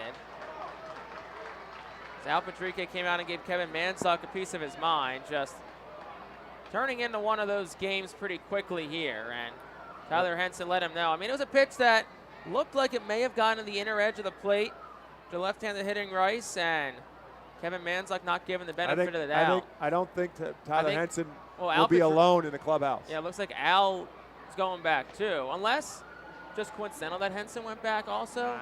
It could be, but I wouldn't think so. But again, my guess is that Tyler Henson got thrown out, and then the rule is you can't argue ball. It can't come out. The manager cannot come out and argue balls and strikes. That's me a foul ball to Ben Rice. Well, there's only one throw-out signal. So. Right. But we'll see if either of them come back. But if not, then Reading's down 2 coaches pretty early in this one. So 2 balls, 2 strikes, no outs. Next pitch over, and it is at the bottom of the zone for a ball. Well, it was the bottom of the zone. It's called a ball. And Manzok is looking over at the Reading dugout, so I'm sure that there's some barking. And it looks like he may have said something to the Reading dugout as well. 3 balls, 2 strikes here, no outs. Here's the pitch, swing and a miss, and Ben Rice is down on strikes. First strikeout tonight for Zach Hockey. It's the first out of the inning, and that'll bring Augustin Ramirez to the plate. We'll see if anybody up. That's what it was. So Tyler Henson went back into the dugout because Tyler normally just wears kind of a sweatshirt in the dugout, and so with Al Patrique's ejection, he had to go back and put his uniform jersey on because he'll be coaching third, would be my guess. Because here comes Tyler Henson. My back guess is Ricker may go to this. Previously, when there's been an ejection, Ricker's gone to third and Henson at first, but Henson did coach third the week of the Hartford series, so we'll see. One ball and 1 strike. But the point is that Tyler Henson wasn't ejected. He just went back for an equipment change. He had to go get his uniform jersey on so he could go coach on the base path. So the only ejection was for Al Patrique. So 12th time a member of Reading has been ejected this year. The 3rd time for Al Patrique. Next pitch, swing and a miss by Ramirez. It's 1-2. Patrique previously also thrown out May 6th at Hartford and June 3rd at New Hampshire. This will mark, as I said, the 3rd time that he's been ejected from a game this year. Next pitch, swung on, chopped in the ground to short. Martinez, the shortstop, waits back on it, thrown to first. It's high and wide, pulls Ortiz off the bag. And that's going to be a 1-out base runner. And that's a throwing error on Pedro Martinez, his 4th error of the season. It's hard to say anything other than that's just carelessness on the part of Pedro Martinez. It was a slow roller, high hop to him, and he just airmailed the throw. It's just has not been a very well-executed night in any way for the Fightin' Phils, and it's also going to signal the end of the night for Zach Hockey. Here's acting manager Tyler Henson. He'll point to the bullpen. It's not Vernon University Golden Wolves call to the bullpen. We'll be back after this on the Art Phils Radio Network. The Louisiana Swamplands. Out here, you're either lunch or you're enjoying it. Make sure you end up on top with the all-powerful lineup of Kia SUVs, like the Telluride, Sportage, and Sorento, equipped with available all-wheel drive, higher ground clearance, and the interior capacity to bring everything you need, so you'll always remain more than a gator's length ahead. Visit your local Kia dealer today to find your next adventure in our ever-capable lineup of SUVs. Kia, movement that inspires. Call 800-3334-KIA for details. Always drive safely. When the Reading Fightin' Phils get hungry, we turn to our team feed partners. Special thanks to Chick-fil-A, Pizza Como USA, Railroad House, Why Missing Restaurant and Bakery, Jersey Mike's Subs, Mimo's Italian Restaurant and Bakery, Subway, and Clean Eats for making sure the Fightin' Phils front office is never hungry on game day. Our staff enjoys delicious meals from our team feed partners. Don't take our word for it. Find out for yourself today. The award-winning Reading Hospital Tower Health Pool Party provides an unforgettable night out with family and friends.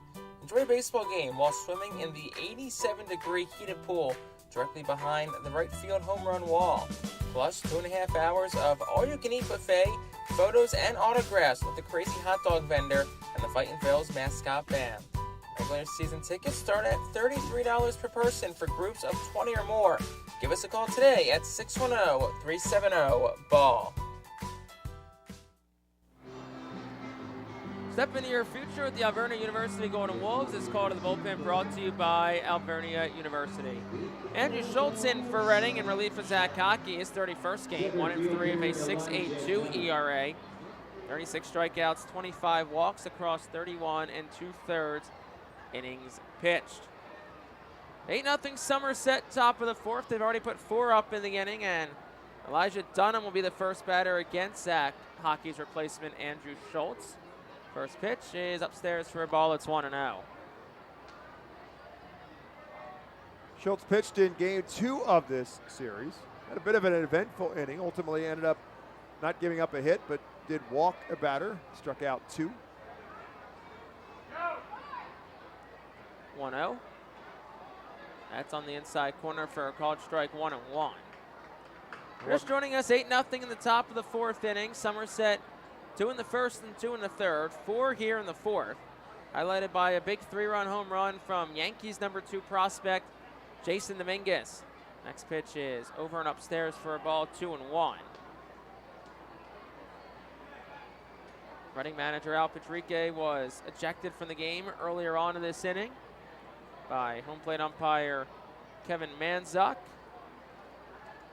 And Zach Hockey also just pulled after 3 1/3 innings work. The 2-1's over for a called strike, 2-2. 10 hits allowed for Hockey, 8 earned runs, no walks, and a strikeout.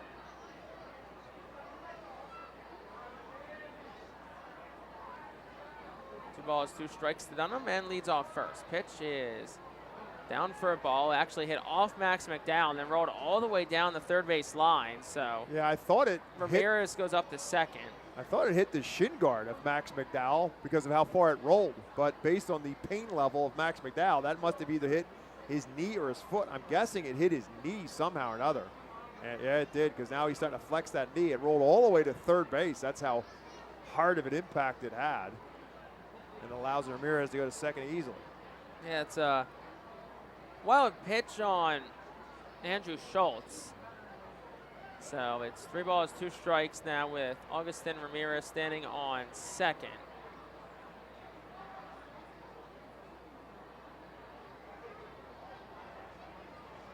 Here's the pitch. Swing and a miss on a breaking pitch down low. Hit the dirt, so Max McDowell will scoop it and finish the tag. And that's the first strikeout for Andrew Schultz. And that'll bring Caleb Durbin to the plate with 2 outs. It's a spot for Andrew Schultz where you just kind of have to think to yourself, look, don't look at the scoreboard, don't look at what it is. I just got to come in and do my job, which is to get outs and get out of this and not give up any more. Schultz deals to Durbin. Swing and a miss, 0-1. That off-speed pitch, last one at 86, looks to be on tonight. A couple of awkward swing and misses from Somerset batters.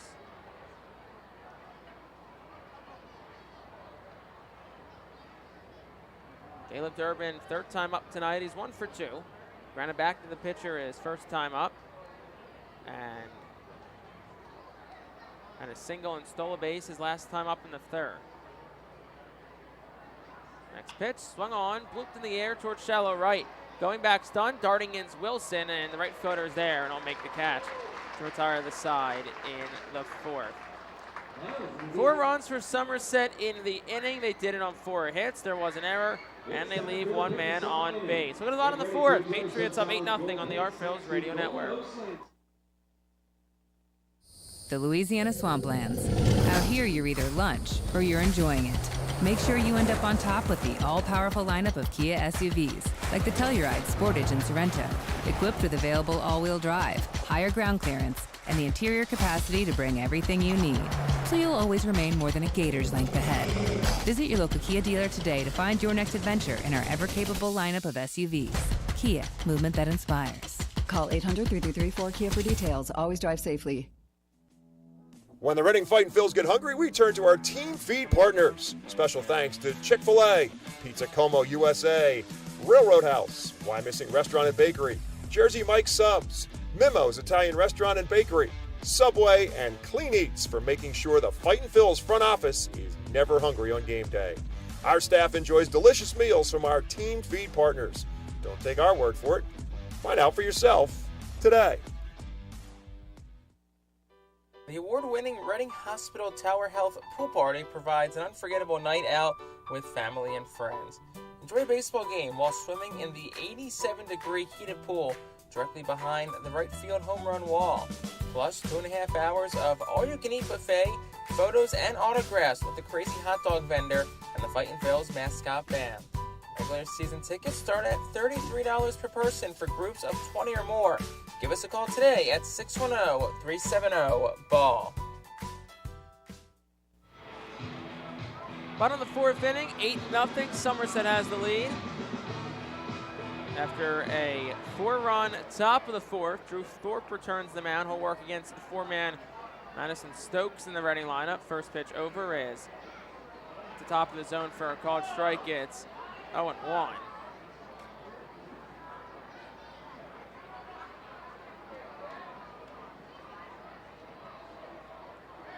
0-1 pitch to Stokes. That's outside for a ball. It's 2 balls and no strikes to Stokes. 1 ball and 1 strike to Madison Stokes, who is 0 for 1 tonight. Struck out swinging back in the second. Next pitch, swing and a miss. It's 1-2. Of course, a lot of baseball left to play tonight. Reading still 6 at-bats left to work with. So game definitely far from over. 1-2. Swing and a miss, and Madison Stokes goes chasing after a low pitch at 83, and he is down on strikes for out number 1. Certainly getting a pretty good look right now are the Phils at the level of pitching from Drew Thorpe. Again, just 22 years of age, last year playing college baseball, but really good mix of pitches and really keeping Reading batters off stride. Not overpowering anybody by any stretch of the imagination. First pitch to Ethan Wilson, he swings and misses. It's 0-1. Wilson does have a hit tonight, 1 of 2 for Reading. Line 1 to right, his first time up, back in the second.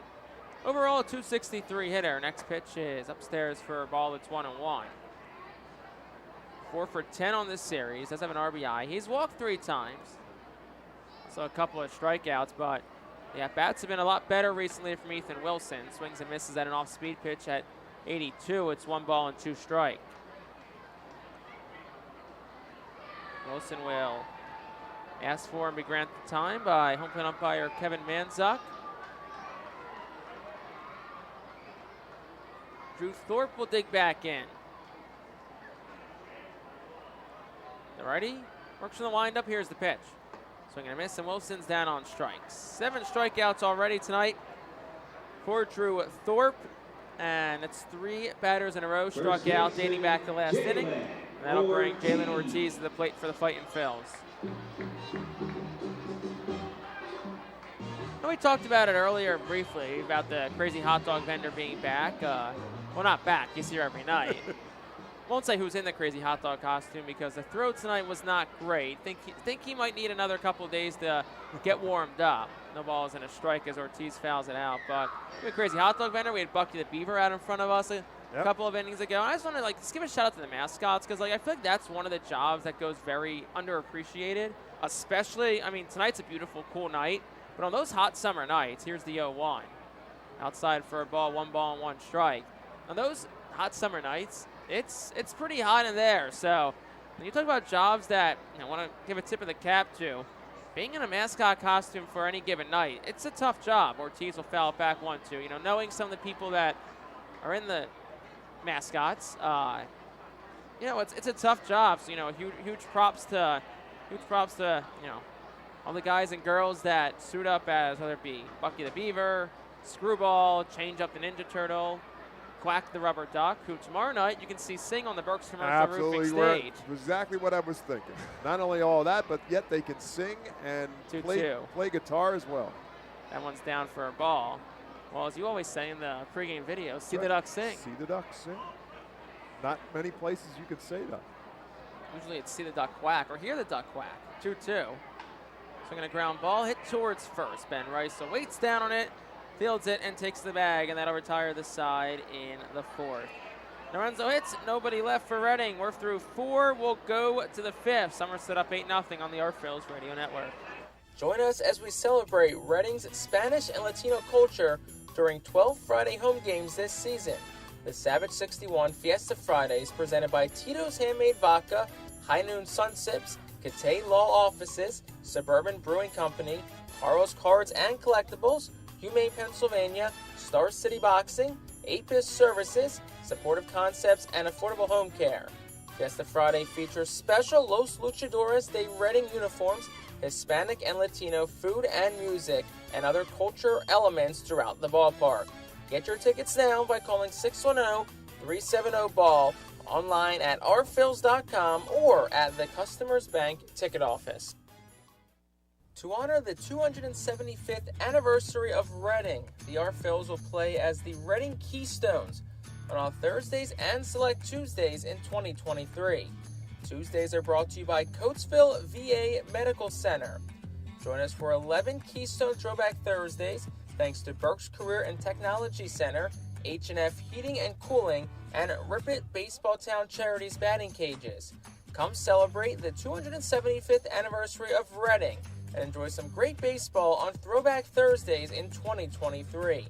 Get your tickets now by calling 610-370-BALL, online at ourphils.com or at the Customers Bank ticket office. Vegetables are good. Top of the 5th inning, 8-0. Somerset has the lead. But speaking of leads, have the Veggie Race season standings. Carrot a huge lead. Carrot's got 24. Carrot is the Atlanta Braves of the vegetable race. Carrot's got 24. Lettuce 14. Broccoli in 3rd at 8. And cauliflower comes in 4th at 5. Comes out to trying to do math of how many games that came out to be, and I kind of lost track. And the first pitch to Bastidas, launched in the air towards left center. Stokes closes the gap and makes the catch for out number 1. That's a nice running catch by Madison Stokes. We've had the opportunity to talk to Madison about his role on this team and playing the various positions that he has to play, where he likes playing, what he likes playing the best. And he does like playing center field. And a great read on that. That was a rocket off the bat of Bastidas. And Madison Stokes kind of cruised back to the wall and made that catch nicely right in front of the fence.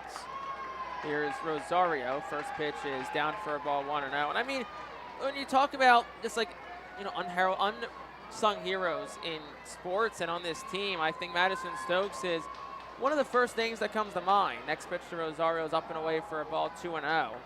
And Stokes has played every position on the diamond this year except for pitcher and catcher, and he bats all over the lineup. He is very versatile in the field. He just fills any role that you need him. He's just one of those guys that you just want to have on your roster. 2 balls, 1 strike to Rosario as he took the last one for a called strike. And he's just one of those guys you want on your team, no matter what the team is, and that's why he's going to be successful in this sport for a long time. 3-1 as it misses upstairs because he fills any role that you need from him. Played shortstop pretty much every day after Pedro Martinez got hurt earlier on in the year, and then up until Casey Martin's promotion in mid-June. And kind of since then, he's kind of seen himself as a Swiss Army knife. Rosario swings and fouls it back 3-2. Rosario 1 for 2 tonight. Singleton scored last inning. Last time up at the plate. 3 balls, 2 strikes, 1 out. Andrew Schultz takes a deep breath and fires home, and that's inside ball 4. First walk issued by Schultz, a 1-out base runner for Somerset. That'll bring Eduardo Torrealba to the plate.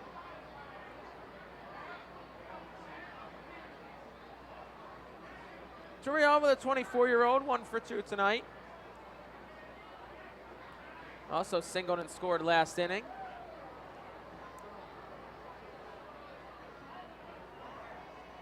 As Andrew Schultz comes ready and deals home, it's no balls and 1 strike Okay, I think we have to tell this story now, the irony of this. So Leslie Baker is here tonight from The Office. Stanley Hudson, for those who are unfamiliar with the actor who plays him, where it's the annual Office night. Little bloop towards second. Dunwell field a throw to first, and not in time. So it's an L4 line drive out to Oliver Dine for out number 2, and then Rosario able to get back to first. But so yeah, Stanley Hudson, Leslie Baker's here, and Bob, you're not an Office guy. No, I I'm am. not. I binged the entire season my freshman year of college, which would have been winter break 2018 to 2019. And so I'm a big Office fan. I love the show. I think it's hilarious. I know you might disagree, but I love it. However, Max Burt's the batter here, 2 for 2 tonight, 2 outs.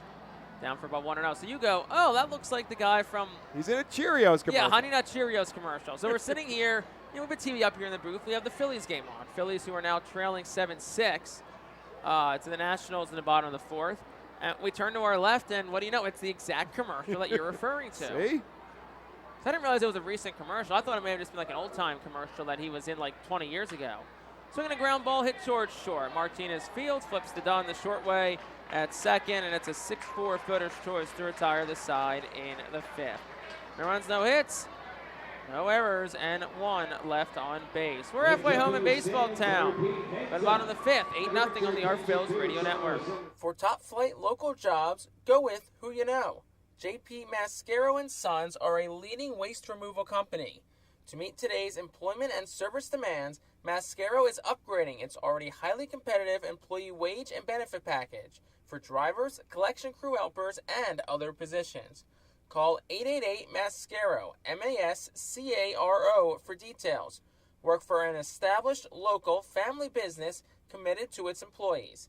Again, call 888-MASCARO today or apply online at www.jpmascaro.com.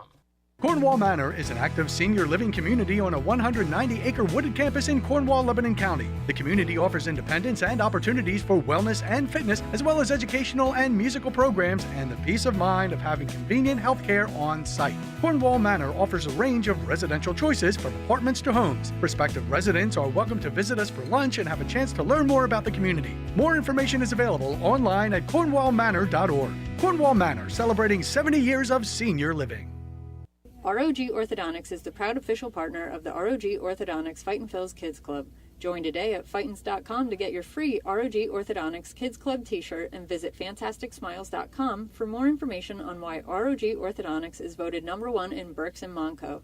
ROG Orthodontics and the Fightin' Phil's, 2 great hometown partners. Please welcome tonight's first key junior PA announcer, William.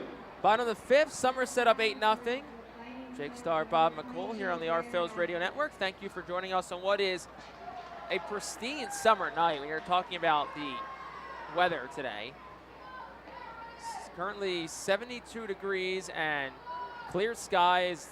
Honestly, I think today might take the cake for the nicest weather that we've had all season. Not too hot, not too cold. First pitch to Baron Ratcliffe, swings and misses from Drew Thorpe. It's 0-1. Just overall a perfect day. It also looks like the wind is shifted a little bit. The American flag on the top of the left center field scoreboard was kind of blowing out the left field. Now it looks like it's turned the other way and blowing out, which is customary, more customary, I guess I should say, here at FirstEnergy Stadium. He's blowing out to right field. Ratcliffe swung and fouled one down the left side, so it's no balls and 2 strikes. Great crowd, too, tonight. 0-2, swing and a miss, and Ratcliffe down on strikes. 8th punch out tonight for Drew Thorpe. Brings up Max McDowell with 1 out of the inning, but I mean, also 4 out of the last 5 batters that Thorpe has struck out. Yeah, it was 3 in a row, and 4 out of the last 5. But it was office night here with Stanley Hudson, Leslie Baker from the office. Deadhead night with pre- and post-game music performance, and also a fireworks night as well. Post-game fireworks. Next pitch is breaking pitch that drops in for a called strike, 0-1. Tomorrow night's Harley night here at the ballpark. Adults get a Reading Phil's Harley base cap, and then Sunday is Bryson Stott bobblehead for kids. 0-1 Something outside. going on for everybody here at baseball time. Outside corner, it's 0-2 to Max McDowell. And fireworks, of course, tonight and tomorrow. Andrew Baker also up and throwing in the Phillies bullpen, so it looks like he might get the inning. And they just called a there's pitch clock violation on Max McDowell. He spikes his helmet, and he gets thrown out of the game.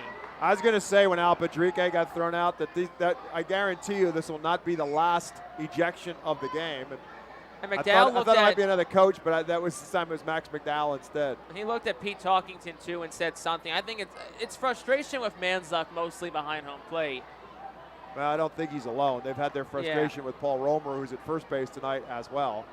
But it was the pitch clock violation that Max McDowell kind of lost it on. So Max will join Al Padrique now in the clubhouse. So it goes down as a strikeout on a pitch clock violation. So 31st clock violation for Reading this year. Second ejection tonight. So we'll see whether it's Cody Roberts or Herbert Iser that come in to catch the next inning. And Pedro Martinez swings and misses. It's no balls and a strike. It's the second time this year also two Reading members have been ejected in the same game. Martinez swings and fouls it. It's 0-2. Yeah, and you don't know what I don't know for sure what set Max off. If McDowell tried to call a timeout and did get the timeout, and instead they called the pitch clock violation or not. Tyler Henson down at third base saying something to Pete Talkington, who's the crew chief for the staff, and my assumption is that something with I just think there's been a lot of displeasure with the plate umpire Kevin Manzuck tonight. That one's down for a ball. It's 1-2. Right, and no one's more a piece of all of that than Max McDowell, who's catching those pitches. That's where most of the arguments obviously are coming from with the home plate umpire. And swung on and fouled back. It's 1-2. In addition to which, it's a very frustrated team right now because they have not played well, and the scoreboard reflects that. Ball and 2 strikes, 2 outs to Pedro Martinez in the bottom of the 5th. Here's the pitch. Swing and a miss. He's down on strikes. That's 10 strikeouts tonight for Drew Thorpe. Reading goes down in order. We will go to the 6th. 8-0 Somerset on the Our Phillies Radio Network. Cornwall Manor is an active senior living community on a 190-acre wooded campus in Cornwall, Lebanon County. The community offers independence and opportunities for wellness and fitness, as well as educational and musical programs and the peace of mind of having convenient health care on site. Cornwall Manor offers a range of residential choices from apartments to homes. Prospective residents are welcome to visit us for lunch and have a chance to learn more about the community. More information is available online at cornwallmanor.org. Cornwall Manor, celebrating 70 years of senior living. Our Phil's fans can continue to expect great performances all season long on the Burke's Commercial Roofing stage. It's the home of great local talent, including the Our Phil's mascot band. Burke's Commercial Roofing prides itself on being a locally owned and operated company that puts an emphasis on customer service. They provide free on-site estimates and can handle any size repair, restoration, or replacement. Visit burkscommercialroofing.com or call 610-717-3949 for more information. And don't forget to sit back, relax, and enjoy the show at the Burke's Commercial Roofing stage at America's Classic Ballpark. To enjoy a perfectly crafted 1893 from the makers of Pepsi Cola, you must first appreciate its carefully selected ingredients. A dash of cola nut extract, a hint of real sugar, a splash of sparkling water, and a generous amount of attractive spokesperson. Trust me, I'm gorgeous. Cheers to 1893 boldly blended colas, a delicious balancing act of premium ingredients from the makers of Pepsi Cola. Top of the 6th, 8-0 Somerset. We have a brand new battery tonight. Andrew Baker is in the pitch, and Cody Roberts is in the catch. Of course, Max McDowell was thrown out of the game last inning after spiking his bat and helmet after a 2-strike pitch clock violation. And so Cody Roberts will be in, and Andrew Baker will be the new arm to pitch to him. First pitch home. Swinging a ground ball, hit towards first, but it's going to be foul. And scooped by Somerset's first base coach, Aaron Bossy, listed as the defensive coach for Somerset, and that is strike number 1. Baker making his 32nd appearance, 6.23 ERA, does have a save. 45 strikeouts, 25 walks across 30 and a third innings pitch. Next pitch over for a strike, it's 0-2.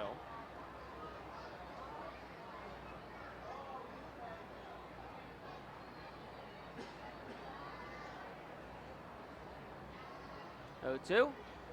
Outside for a ball, 1-2.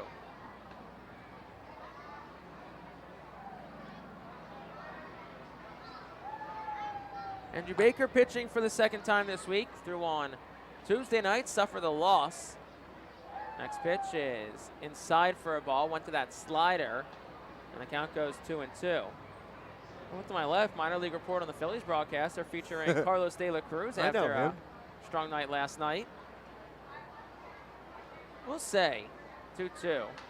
Swung on and Jason Dominguez fouls it back. Count stays 2-2. It is cool when you're watching a Phillies game. They do the minor league report and they, especially feature the Reading guys because we've had a chance to work so closely with them and get to know them. It's always cool to see, those guys get their successes spotlighted on the Phillies broadcast. 2-2. That one's fouled, and if that one got over the net, Bob, that was coming right for us. You hand was up. I was ready. I saw it coming. The net, I would like to say saved us, but we were ready.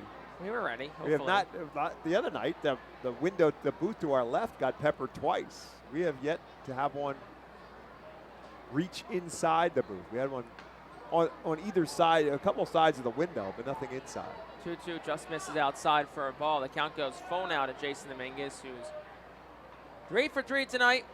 2 singles, a home run, 3 runs scored. He's also driven in 3 runs as well. 3-2, and that's outside ball 4.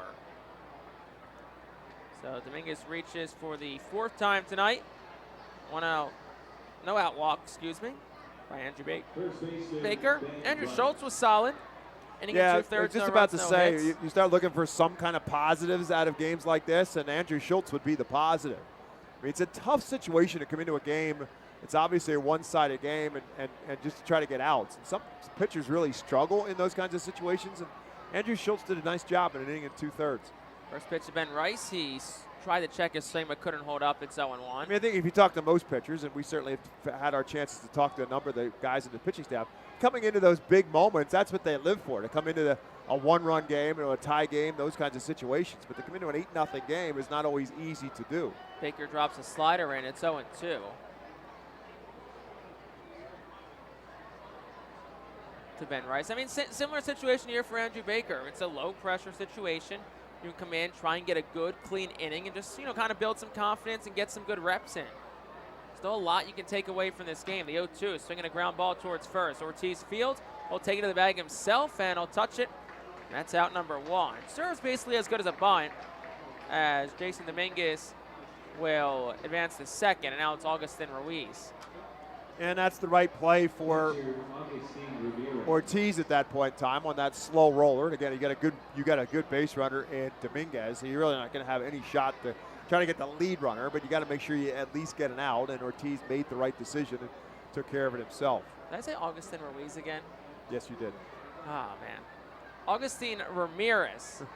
First pitch home is upstairs for ball 1 and out. For those just joining us, Binghamton has a player. Is it catcher Ruiz? Now you're testing my memory. That's but not necessarily a good thing to do. Augustin Ruiz, and this is Augustin Ramirez. Hence Correct. why you can see the confusion. That one is on the outside corner. It's 1-1. It's funny because Binghamton and Somerset played last week in Somerset in a AA version of the Subway Series. Of course, no subways were used though this time. Yeah, that's a long subway. That'll be a long subway ride from Binghamton, New York to Somerset, New Jersey. 1-1. Upstairs 2-1. Fastball at 98 from Baker. But our broadcast counterpart for Somerset, Stephen Cusimano, said, there were some times where it got a little confusing with Augustin Ramirez and Augustin Ruiz facing off against each other. 2-1. That one swung on. That's going to drop in for a base hit to left. Having to hold up, though, was Dominguez, so he'll just get the third. So it's a 1-out base hit for Ramirez. Puts men on the corners. 1 out for Elijah Dunham. And I think top of the 6, 8-0. I think the score has something to do with that as well. And it's a situation where you're not going to, if you're Ramirez, you're just kind of going station to station at this point in time in an 8-0 game. If it's a 1-0 game, probably a different read off of that and might challenge Carlos De La Cruz on a play at the plate, but not in an 8-0 game. Not going to take a chance of getting certainly a prospect like Jason Dominguez in a collision at the plate in any kind. Here's Elijah Dunham, 1 out of the inning. Baker will fire the first pitch, and it will miss upstairs. It's 1-0. Dunham 0 for 2 tonight. He's been retired 3 times. In the third, though, he didn't drive in a run with a sacrifice fly to center. 1-0 is Just outside for a ball. It's 2-0.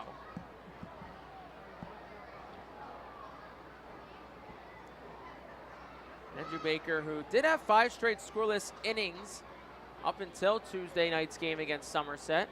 Next pitch will miss down. It's 3-0 with the slider. Baker, native of Montgomery, Alabama. Selected by the Phillies in the 11th round in 2021 out of Chipola Junior College down in the Panhandle in Florida. That one's up and away. Gets off the mid of the catcher Roberts. That'll allow Jason Dominguez to score. 9-0 Somerset, and also Ramirez goes up to second. And it was a wild pitch rolled against Baker.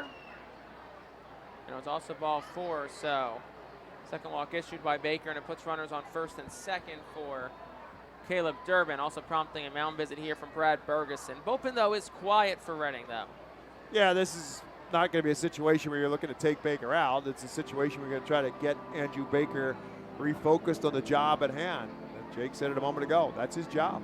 Come in now and try and keep this game where it is, which he has not. And he's done so, again, with some control issues. It's what got Andrew Baker earlier in this series. It's gotten him in some control, in some issues before. When he came into this game on Tuesday night, he walked the batter, and then Ben Rice hit a bomb off him up off the top of the Redners Event Center. So it has been the control issues that have hurt him. There's no questioning the stuff that Andrew Baker possesses, with a fastball that often tops triple digits and a good breaking pitch. But control is an issue. And it doesn't matter at this level, you get to a certain level, how hard you can throw it, because these guys can hit it. First pitch to Caleb Durbin misses outside for a ball. It's 1-0. And Baker drafted by the Phillies in 2021 out of Chipola, a junior college in the Panhandle down in Florida. Did spend a year in Auburn, but started his college career at Chipola. That's a nice slider in there for a called strike 1-1. So Chipola for a year, Auburn for a year, back to Chipola in 21, where he actually had a really good year, 7-2 at 3.45 ERA. Struck out 92 across 57 innings pitched. 1-1. That's outside for a ball, 2-1. Somebody was drafted, pitched for Hyannis on the Cape Cod Baseball League.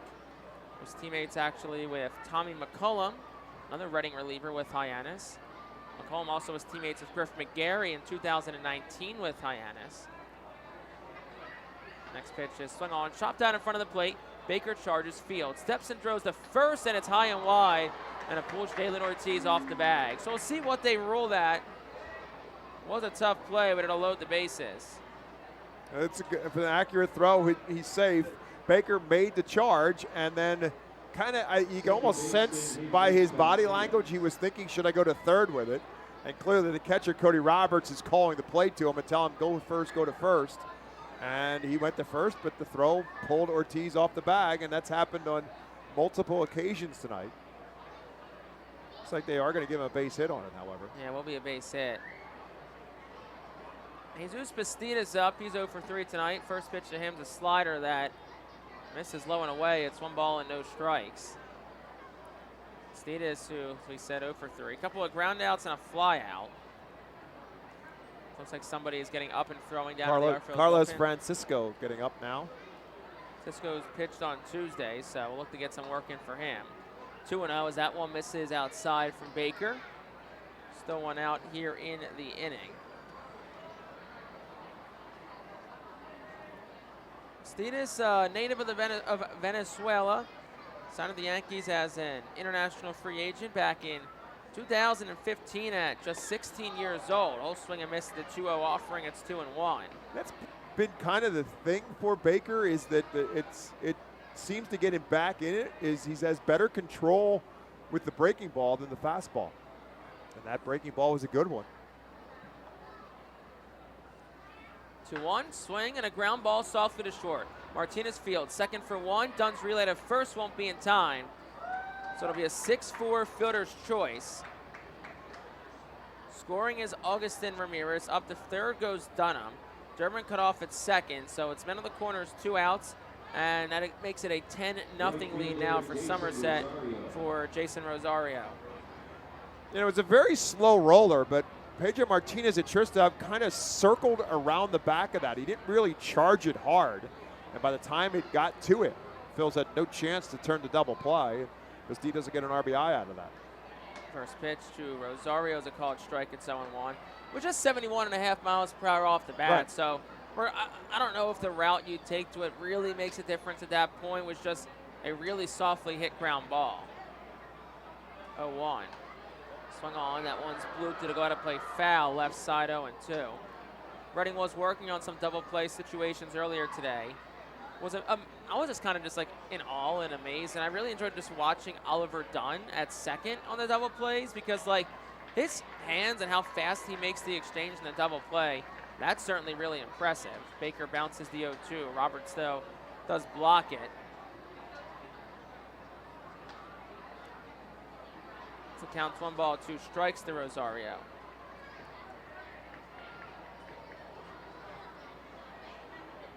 Rosario, a 23-year-old, has bounced around through a few organizations in his career, fouls the 1-2 back. Signed up the Padres as an international free agent in 2016. His favorite. So here's a fun fact: his favorite MLB player of all time is Carlos Gomez, right? Right. Guess And what? He's Somerset got a teammate now. Caught up a relief pitcher from Hudson Valley today, also named Carlos Gomez. The 1-2 is fouled So does back he and ask his stays teammate 1-2. for an autograph and then just tell people, yeah, I got Carlos Gomez's autograph? He was traded from the Padres and the Red Sox in August of 2020 in a package for Mitch Moreland. Spent a year with the Red Sox, played mostly with Portland last year. Takes the next pitch outside, it's 2-2. And was claimed on waivers by the Yankees to the Red Sox in the final week of MLB spring training in 2022. So spent a year in the Red Sox organization and now year 2 with the Yankees. Next pitch, swing and a miss. And Rosario is down on strikes to end the inning. 2 runs on 2 hits, no errors. And to left, we'll go to this bottom of the 6th. Somerset up 10-0 on the Phillies Radio Network. The Reading Fightin' Phillies are proud to partner with Berks County Mental Health and Disabilities Program. Together, we are striking out the stigma in order to raise community awareness about mental illness and suicide prevention with 3 simple words. Are you okay? The help is to begin a conversation to show Berks County that we care. Suicide hurts and affects everyone, but help is here. We will work together to help raise awareness about suicide and identify what we can do as a community to prevent it. People in need of assistance and support should call Crisis Intervention at 610-379-2007. Spend some quality time with the family by taking them out to the ball game every Sunday home game at FirstEnergy Stadium. Sundays are Berks Packing Sunday Family Fun Days, presented by Golden Oaks Golf Club, PA Army National Guard, Culligan Water, Aspen Home Improvements, and Rip It Baseball Town Charities batting cages. Get 4 tickets, 4 hot dogs, and 4 sodas for only $56 when purchased in advance. Join us for Berks Packing Sunday Family Fun Days at all Sunday home games all season long at FirstEnergy Stadium. Looking for the place to have the ultimate family fun at the Fightin' Phil's game? Look no further than Capital Blue Cross Funland. Capital Blue Cross Funland features the most exciting games and entertainment at the ballpark, including speed pitch, mini golf, ring toss and peach basket toss, mascot autograph booth, a bounce house, and the incredible giant inflatable slide. Bring your family to all the fun at their next Phil's game at Capital Blue Cross Funland. Nick Ward leads things off for Reading in the bottom of the 6th inning. 10-0 our score. Somerset has the lead. Jake Starr, Bob McCool. Thanks for joining us here on the Phillies Radio Network. First pitch to Nick Ward is over for a called strike. It's 0-1. So we talked about what the relief pitchers have to do in these kind of situations. For the hitters, this is only game 4 of this 6-game series. So you've got some work to do now to at least put some at-bats together to get you in a better spot for game 5 and game 6. And that's the thing at this point. It's the topic of momentum. Just finding a way to have something positive you can take out of this game as Ward drives one in the air out towards right center. Back goes Rosario. It'll hit off the top of the right center field fence. Ward will motor into second, Leadoff double for Nick Ward. That's his second double in a Reading uniform. And there's a leadoff base runner for Reading here in the 6th. Well, I said this to you going to break after the last inning. I mean, I'm not going to discredit the job that Drew Thorpe has done. He's been really, really good. But the Phils have also had a good look at him now for 5 innings, and they should have gotten to a place where they're starting to figure him out a little bit. He has fooled them masterfully for 5 innings. And Nick Ward just timed up a pitch and drove one off the Redders Event Center. Let's see if some people can follow him up. First pitch to De La Cruz is over for a called strike, a fastball at 93. It's 0-1. Again, Thorpe isn't going to overpower you. It's the slider and the changeup that are his good pitches, and he has dazzled them with his off-speed pitch. 0-1. De La Cruz cranks on the ground towards third. Scooped by the third baseman, Torrealba throws the first in time. Nick Ward takes off for third, and the throw to third is not in time. Great heads-up base running by Nick Ward. As he goes second to third on the throw, De La Cruz retired on a 5-3 putout, and that is out number 1. Yeah, and to your point, that's just good heads-up base running by Nick Ward. It's not a situation where you go, it's 10-0. I'm not gonna get to third base on it. No, you have to play this game right now if you're the Phils, as if it's 0-0, and still continue to do the right things. First pitch to Dunn's outside for a ball 1-0. Look, Nick Ward is a guy, very small sample that we've seen him, but you can tell pretty easily and pretty quickly that he plays the game the right way. 27-year-old, he's kind of bounced around over the last few years. Dunn takes 2-0. You know, nothing's guaranteed for a guy like Nick Ward when it comes to professional baseball. He needs to, put his head down and play hard every single day, and that's what he's doing. And one thing I'll say, too, he brings a fantastic attitude to the ballpark day in and day out. I mean, he's been a joy to have around this team so far in the first few days that we've gotten a chance to know him.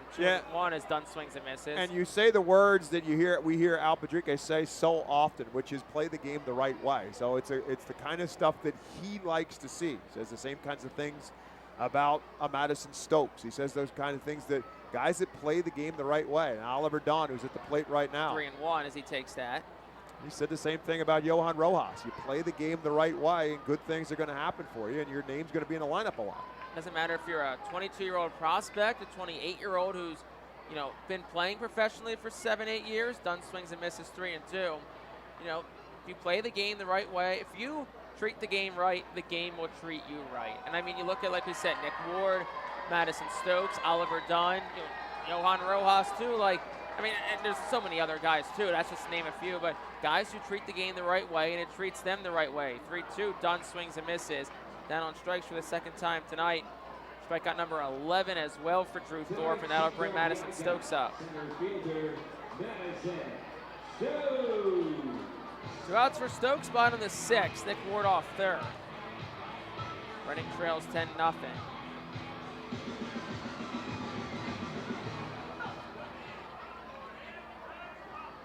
Season and career high for Drew Thorpe in strikeouts is 13. First pitch to Stokes is a called strike. It's 0-1. That came back on July the 22nd this year against the Brooklyn Cyclones in the High A South Atlantic League. Certainly threatening that number tonight. Here's pitch number 82. Stokes swings and fouls it back. It's 0-2. Yeah, it'll be interesting to see how long Somerset lets him go. I mean, he's in control of this game for sure now, and his pitch is in the low 80s. If he gets this out, I could see one more inning. Absolutely, depending on how long Stokes takes on this at bat. Went 8 innings last week in his Double-A debut, a win against Somerset, 2 hits and no runs, and Stokes will swing and just get a piece of it and foul it back.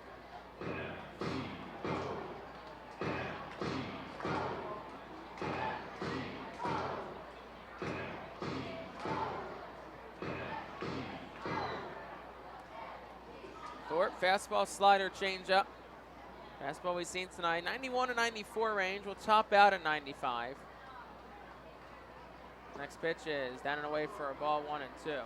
See the crazy hot dog vendor walking around down there. Maybe an encore presentation at some point tonight. Not sure if we've ever had 2 hot dog vendor appearances in one night. Well, the fans are going to stick around to the end. We know that because of the fireworks. 1-2. Stokes takes on the outside corner for strike 3. 12th strikeout tonight for Drew Thorpe. No runs on the hit. That was a Nick Ward double. No errors. One left. We'll go to the 7th. 10-0 Somerset on the Our Phillies Radio Network. Are you looking for a reliable food distributor to meet all your culinary needs? Look no further than our trusted team at Feaser's Food Distributors. For over 120 years, our products have been sourced from the best farms and suppliers, ensuring that you get the best ingredients for your restaurant or organization. From fresh produce to premium meats, Feaser's supplies everything but the appetite. Visit Feasers.com today to experience the difference in working with a top-tier family-owned food distributor. Feaser's, your partner for success in the kitchen. Looking for a fast and hassle-free way to get your snacks and non-perishable groceries? Look no further than FeasersDirect.com. With just a few clicks, discover the convenience of having your culinary essentials ready for a pickup at our headquarters in Harrisburg. Empowering communities one relationship at a time is our commitment at Tompkins. Our customers have thrived thanks to our focus on local lending and their commitment to the customers they serve. They do a great job. Everything for us, from our banking, our insurance, to our wealth management. Tompkins has always been there for us. We see a long relationship with Tompkins. They're good people. Tompkins, banking, insurance, wealth. Member FDIC Equal Housing Lender. Investment and insurance products are not FDIC insured, not bank guaranteed, and may lose value. Be the first to know everything about your Red and Fightin' Phils by signing up for the Baseball Town Insider email newsletter. Once you become a Baseball Town Insider, you will receive breaking news about Fightin'. Top of the 7th inning, Reading trails Somerset 10-0, and now it's time for my broadcast partner, Bob McCool, to take over the play-by-play. Alvernia University Golden Wolves call to the bullpen. We'll bring in right-hander Carlos Francisco out of the Phil's bullpen to take over. Comes the 4th pitcher of the night for Reading. Francisco, the 24-year-old right-hander, taking over here in the top half of the 7th inning with the Somerset Patriots in command of this one by a 10-0 score. First pitch swinging is Eduardo Torrealba. A slow roller and a nice play by Oliver Don at kind of an in-between spot on the right side of the infield between first pitcher and second baseman, and Don was the only one who really had a shot at it, and all Oliver did was scoop it up with his glove and tossed it from his glove hand to Carlos Francisco to Jalen Ortiz covering the bag at first base for out number 1. So Francisco gets 1 pitch and 1 out here in the 7th. Then I'll bring up Max Burt, who's been a busy Beaver in tonight's game. He has a couple of hits, an RBI, and has scored 2 runs, 2 for 3 on the night out of the 9-hole. As he stands in, the first pitch from Francisco is over for a called strike. Right back with the 0-1 pitch. That too is over for a called strike. And so Francisco quickly works ahead of Max Burt. No balls and 2 strikes.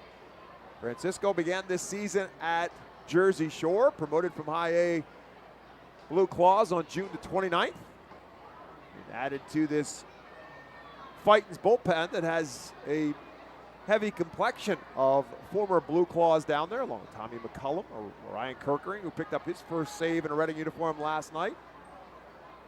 1 ball and 2 strikes, swing, and just got a piece of it. No, he did not. Max Burt did not get a piece of it. And Cody Roberts has the ball in his mitt, and that is out number 2 here in the 7th. So 2 quick outs recorded by Carlos Francisco. And Zach Hockey got the start tonight for the Phils, and he was roughed up by Somerset hitters. Gave up 10 hits and 8 runs in 3 1/3 innings.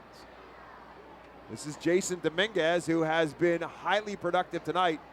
4 at-bats. He's been on base all 4 times. 2 singles, a 3-run home run, and a walk. He scored 4 runs as well. And the 1-0 pitch is down low, ball 2. Dominguez came into this series starting to heat up, and he has done nothing but continue to heat in this series. Series began, his average was at 240. It's at 250 now. 2-0 pitch, swing and a miss, comes up empty. With his 3 hits tonight, Dominguez now 8 for 15 in this series. He's driven in 8 runs. 1-2 pitch. This is a high chopper over the mound. Martinez behind the bag will make the play, and the throw just in time to get Dominguez hustling all the way down the line, but he is retired, and it becomes a 1-2-3 7th inning. 7th inning stretch when we come back to Baseball Town. It's the Patriots on top, 10-0.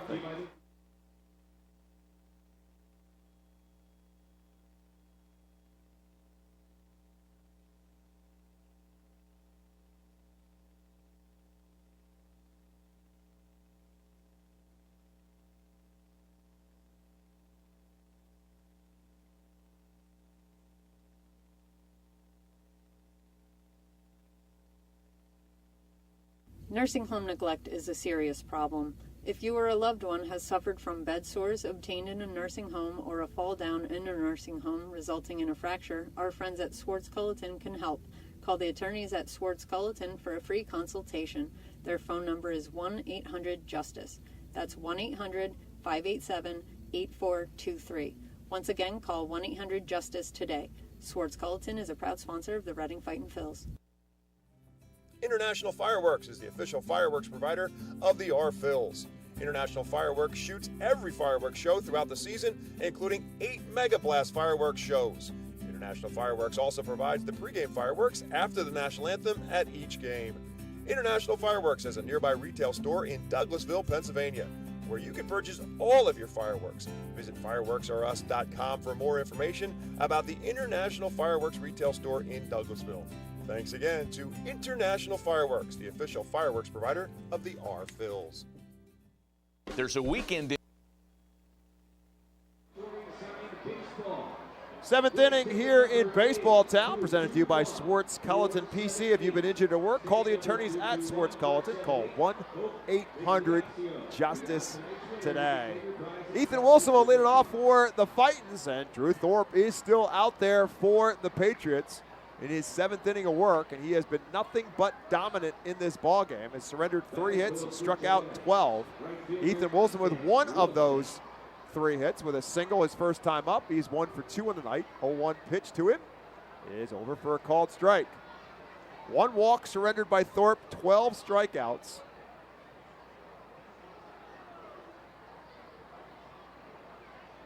Oh-2 pitch to Ethan Wilson. Served into left field, going to be a long run for Dominguez, and he'll get there and make the catch just before he gets to the foul line.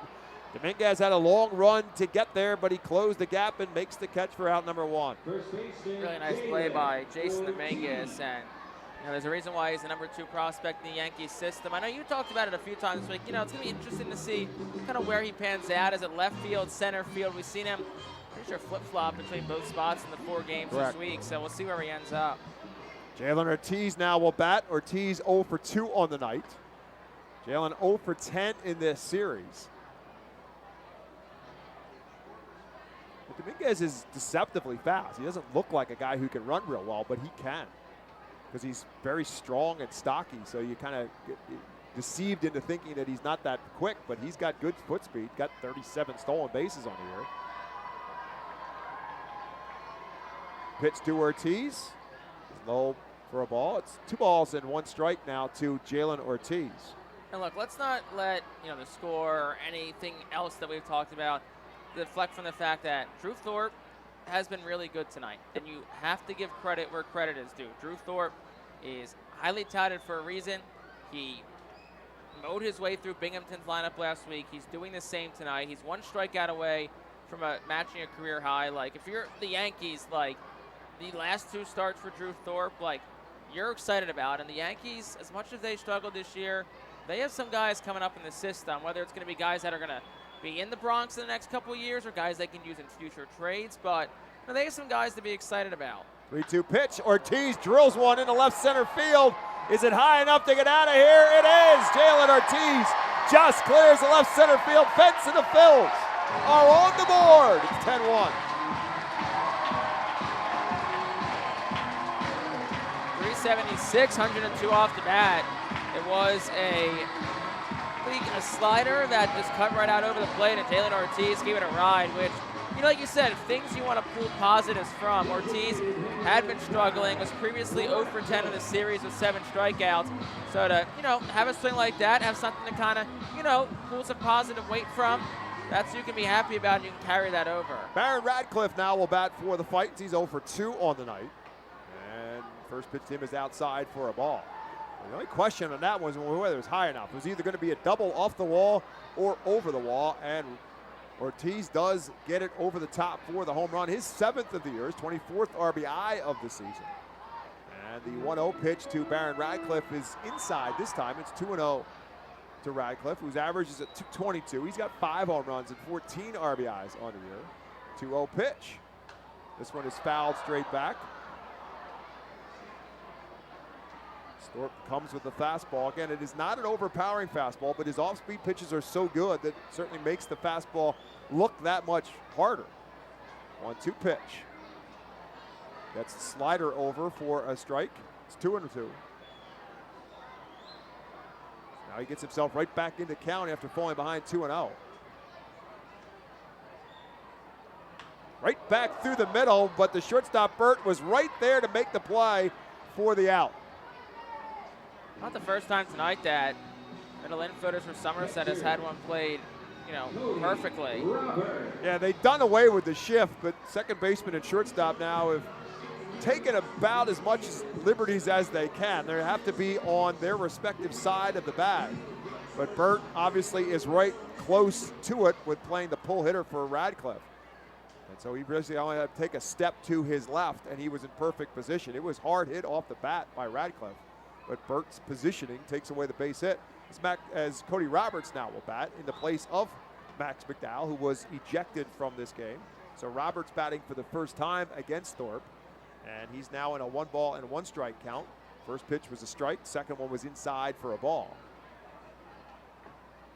And the third pitch misses for a ball as well. It's 2-1 now to Cody Roberts.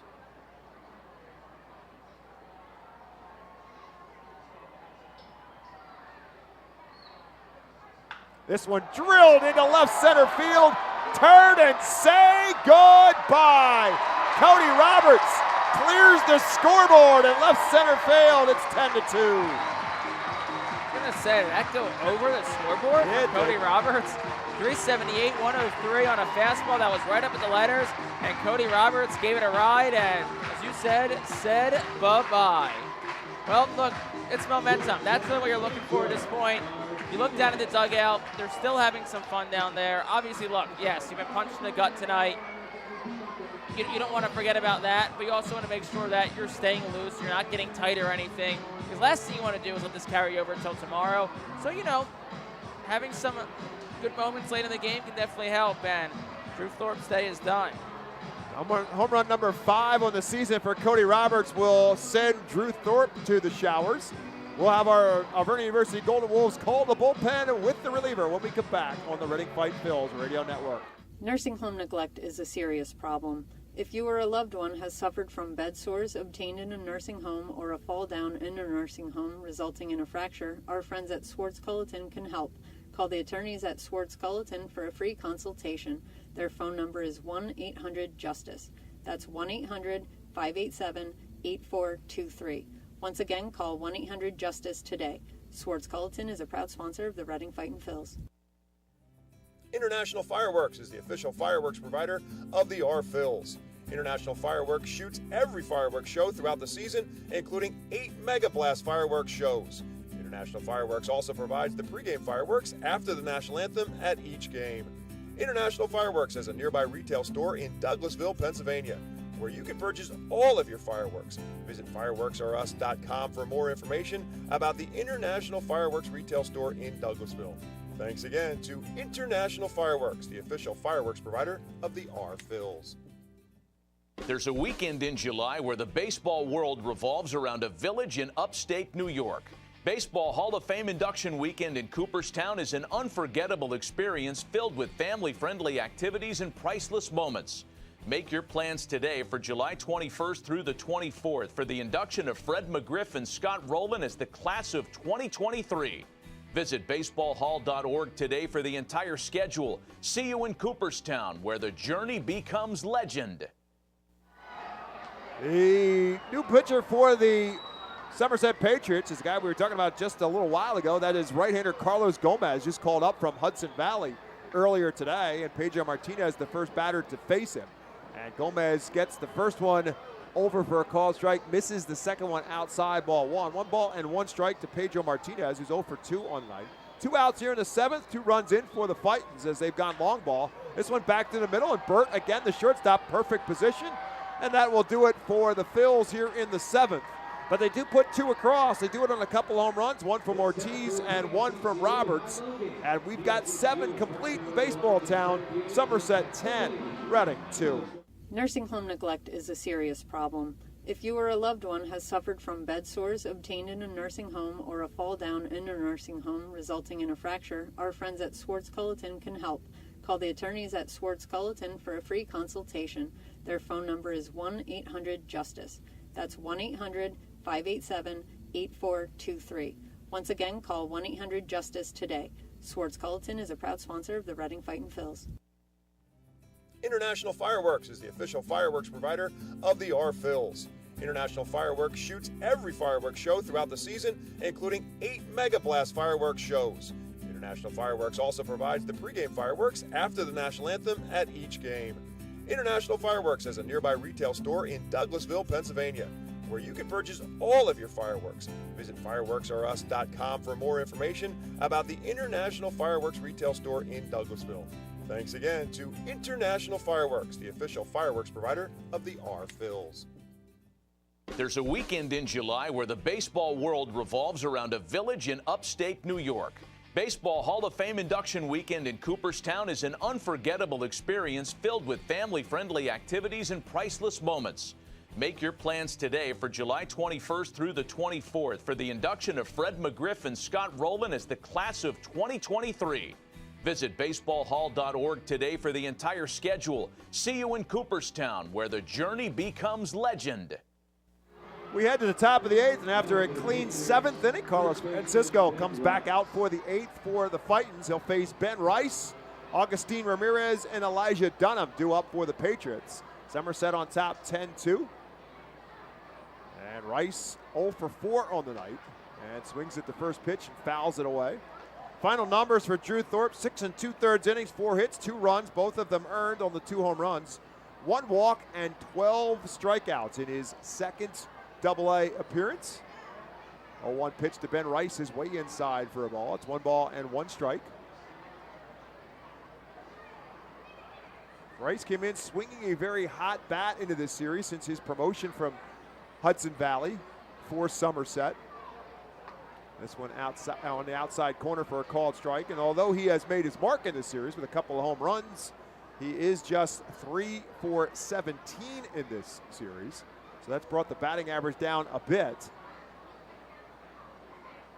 This one is popped up foul. Cody Roberts will give it a chase, but it hits on the top of the Somerset dugout. And now the count is 1-2 to Ben Rice. Rice did drive in a run back in the 3rd inning on a sacrifice fly. Patriots have scored just about every way possible in this one. Played some long ball early.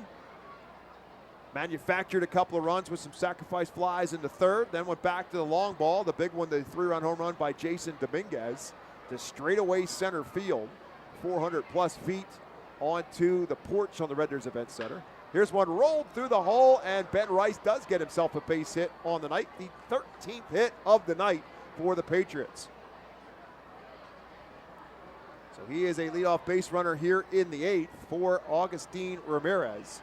Ramirez with 3 hits on the night. He's been on base all 4 times, including a 2-run home run in the 1st and a couple of singles to go along with it.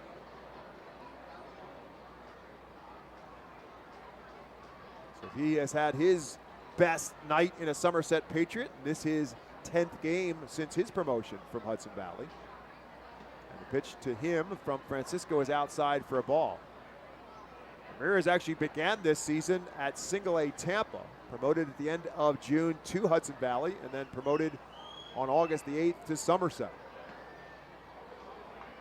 So he's done the same thing in the Yankee system that Orion Kirkering has done for the Phils, which is begin the season playing in Florida in Single-A, going to High A, and then here to Double-A.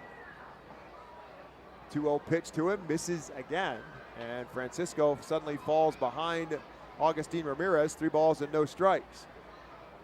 So a clean 7th for Francisco, but some trouble here in the 8th. 3-0 pitch. Right down the middle for a called strike. 95-mile-an-hour fastball from Carlos Francisco. Carlos signed by the Phillies in 2019 out of Hillsborough Community College in Florida. This one's way inside, ball 4, and now 2 on and nobody out here in the 8th.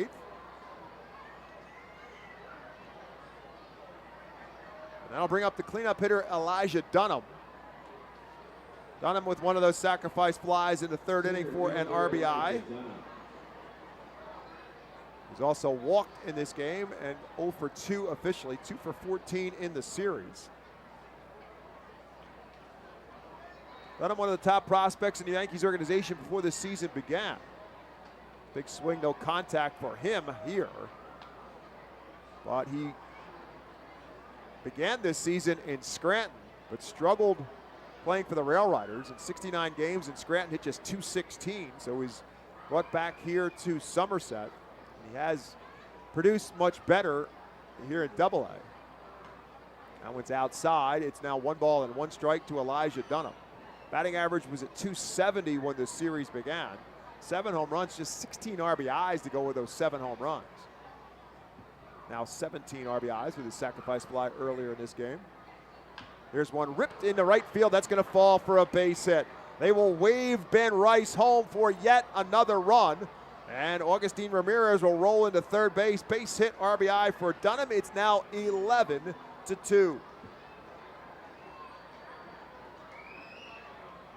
Yeah, it was a fastball actually pretty inside, and Dunham able to get the hands around quickly on it. Didn't hit it particularly hard, just 82 off the bat, but got enough of it to drop it in the right field for another run. Gonna get some movement going on down in the Phil's bullpen. Also looks like a pinch hitter here for Caleb Durbin. It's gonna be Mickey Gasper.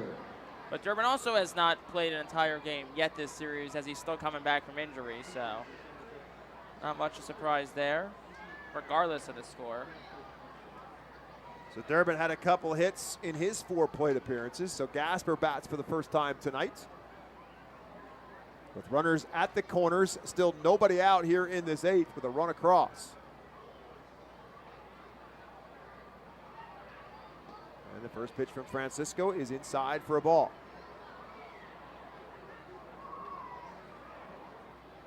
Looks like Tristan Garnett up and throwing for the Phils in the bullpen. Jake said he pitched in Tuesday's completion of the suspended game. This one lifted down the third base line. De La Cruz will give it a chase into the bullpen and will not get there.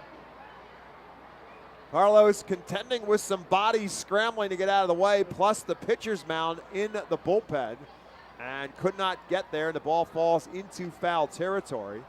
The count now 1-1 to Mickey Gasper.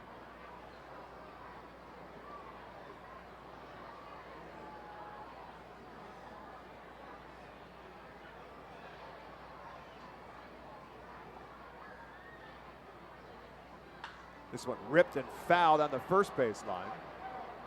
Actually, the count was 2-1, and now it's 2-2 with that foul ball from Gasper. So Tristan Garnett, who officially hasn't appeared in this series, even though he pitched on Tuesday night in the completion of the suspended game. This one again lifted, fouled on the third base line, and Carlos De La Cruz will not chase this one as it will land and hit off the umbrellas, protecting the fans over the 67 club. Yeah, Tristan Garnett now officially on the books for an appearance on July the 9th, which was before he was even called up to Reading. Crazy as that may sound. Yeah, I mentioned the guys in the bullpen from Jersey Shore and forgot about Tristan Garnett. He too was a member of that Blue Calls bullpen, like Francisco and Kirkering and McCullum. This one misses outside, and now Francisco has run the count full to Mickey Gasper. This one ripped into right field. That's going to be another base hit and another run. Runners are going to go station to station here. RBI single for Mickey Gasper. It's now 12-2. Second baseman, Jesus Bastidas. Third hit of the inning, 15th hit of the night for Somerset. And now just to try to slow things down, we're going to get a conversation on the mound. Pat Bergeson will come out and talk to his pitcher. And I would imagine a lot of this has to do with trying to get Tristan Garnett a few more warm-up pitches as quickly as they possibly can, because the Patriots are teeing off on Carlos Francisco in his second inning. Phil's hoping to get a second inning out of Francisco, but he has run into a wall here against his Somerset bats. Well, Jake, maybe they're tiring him out. Looking back at the scrimmage we had in Jersey Shore, just some of the names that pitched in that game that are now familiar names to us: Tristan Garnett, Tommy McCollum, and Carlos Francisco. I think Tommy McCullum ended up coming in and get the save in that game, if I'm not mistaken. I think he pitched the last inning, ninth inning. Well, Reading won. Oh, 3-2, but then remember we went to a 10th inning, I Oh, think. that's right. I forgot about that. I think Francisco and then Reading that night threw 1, 2, 3, 4, 5, 6, 7, 8, 9, 10, 11 different arms that night. David Parkinson started and went 4, then nobody else went over an inning. Jesus Bastidas swings at the first pitch and pops it up in the infield. Infield fly rule is called as Oliver Dunn will make the catch for the first out of the inning. And the fans here in Baseball Town with a little round of applause as they finally get it out here in the inning. Everybody stays put. And with now one out, that'll bring up Jason Rosario. Rosario has been on base twice, single and a walk, and scored a run. And the first pitch to the left-hander is over for a called strike one. Doesn't that night in Jersey Shore feel like so long ago Yes, at it this does. point? It absolutely does. Oh, one pitch is lined in left field. That's going to be another base hit. And again, the Patriots are just going to go station to station here. So Rosario gets his second hit of the night. Everybody moves up one. Now the bases are loaded. We'll see if that's not the end of the line for Francisco, or if they'll let him face yet another batter in Torrealba. Gotta think this will be the last batter no matter what. Tyler Henson on the top step of the dugout, but not showing any signs of coming in. Francisco is at 32 pitches. So Torrealba 1 for 4 on the night. And the first pitch to him is outside for a ball.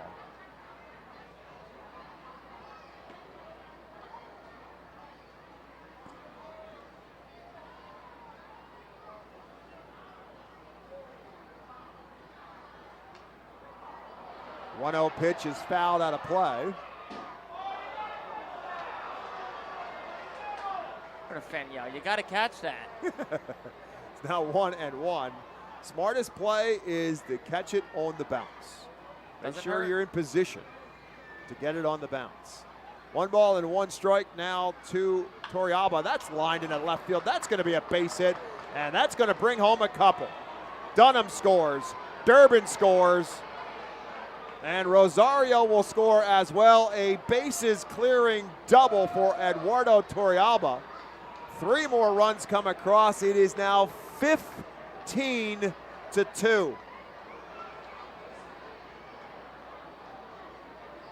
Here comes Tyler Henson. It looks like that's going to be the end of the line for Carlos Francisco. A point towards the bullpen, so it'll be Tristan Garnett.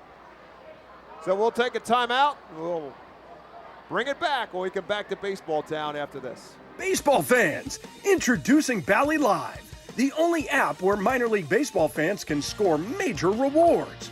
When you stream your favorite teams live, you'll score rewards. When you chat with friends during a watch party, you'll score rewards. And when you test your skills at trivia, you'll score rewards.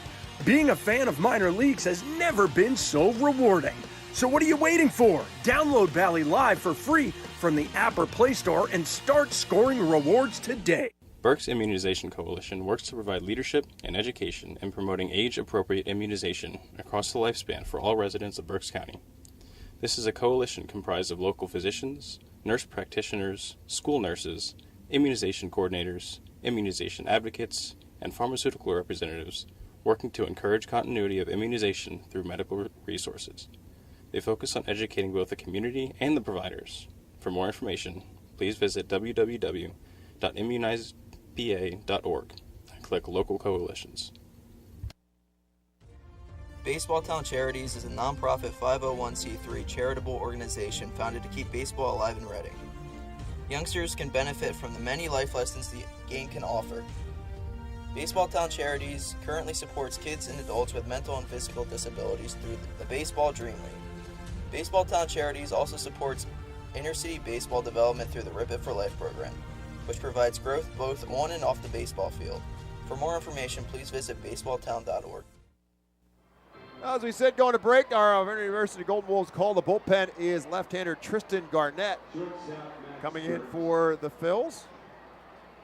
6'6" left-hander. Originally from Portland, Oregon, will now face Max Burt, who greets him with a line drive single into center field that will bring home yet another run. So the Somerset bats are just rattling in that dugout. Can't wait for somebody to swing him at the plate as Burt gets his second RBI and his third hit of the night. With that run coming across, it is now 16-2, Somerset on top. And as long as Dominguez doesn't ground into a double play here, then Somerset will bat around in this inning. Would be the 8th time a Reading opponent has batted around in an inning this year. Dominguez made his first outs in this game his last time up. This is his 6th at-bat of the night. Officially 3 for 4 with a walk included. He scored 4 runs. Big swing, no contact there. And Tristan Garnett works ahead of Jason Dominguez, batting right-handed now against left-handed pitching of Garnett. He's ahead of Dominguez, no balls and 2 strikes. Garnett actually slipped as he delivered that pitch and bounced it up there. Count is 1-2.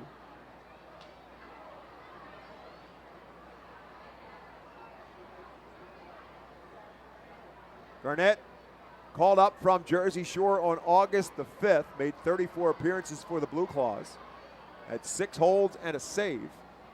As he misses another one to Dominguez, it's 2-2. 37 2/3 innings pitched, 36 strikeouts, and only 15 walks. And he got the decision in that completion of the suspended game on Tuesday, getting the win. That one's outside. It's now 3 balls and 2 strikes.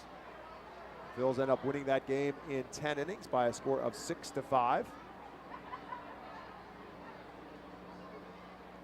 So 3-2 now to Jason Dominguez. Swing and a miss, strike 3, and that is out number 2. As Jake said, the Patriots have batted around Ben Rice, who started this 8th inning with a single and came around to score the first run. Will bat for the 2nd time in this inning and the 6th time in this game.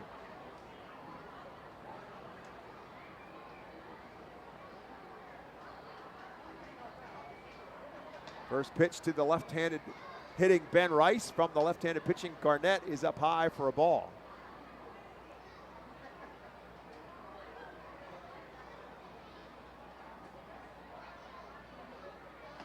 Second is there for a called strike and a 92-mile-an-hour fastball from Garnett. Garnett, 25 years of age. Signed by the Phillies, undrafted out of college in 2021. Fouled straight back is Rice now in a 1-2 hole.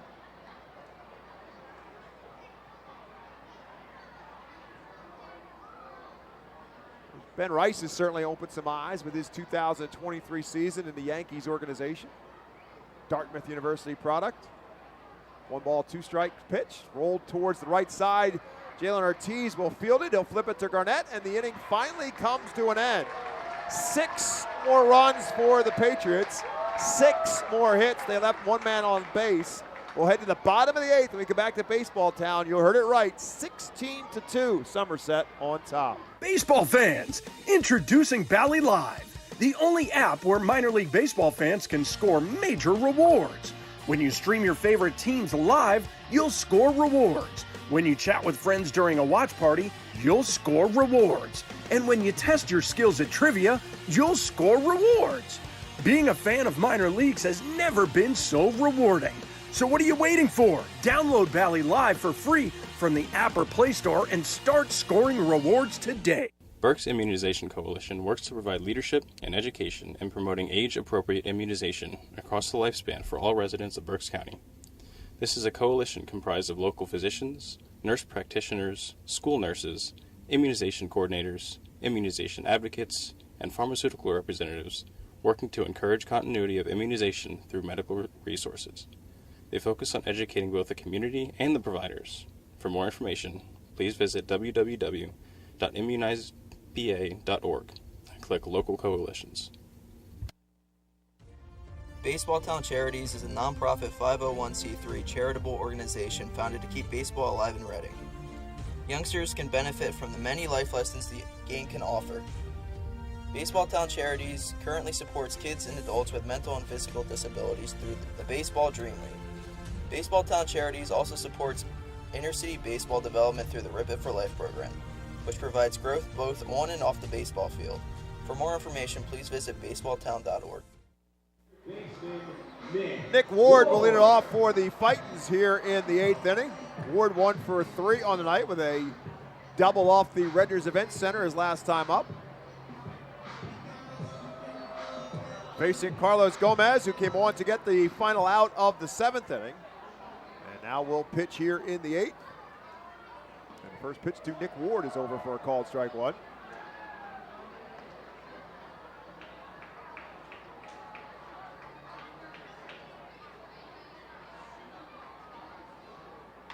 This one rolled towards the right side of the infield. Jesus Bastidas, the second baseman, will make the play over to first in time for one out here in the 8th. That'll bring up Carlos De La Cruz.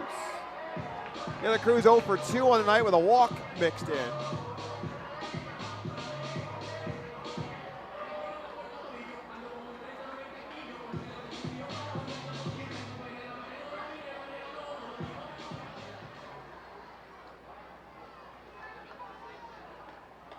First pitch from Gomez up high to De La Cruz, ball one.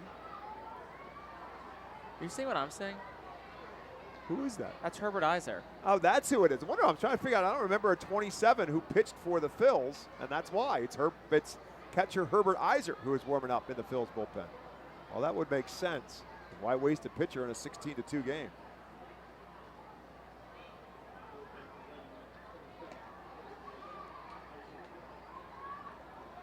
I don't know if he would have been my pick, but my pick was Stokes. But yeah, exactly. I was going to say Madison Stokes just to get him another position because it's one of the two he hasn't played.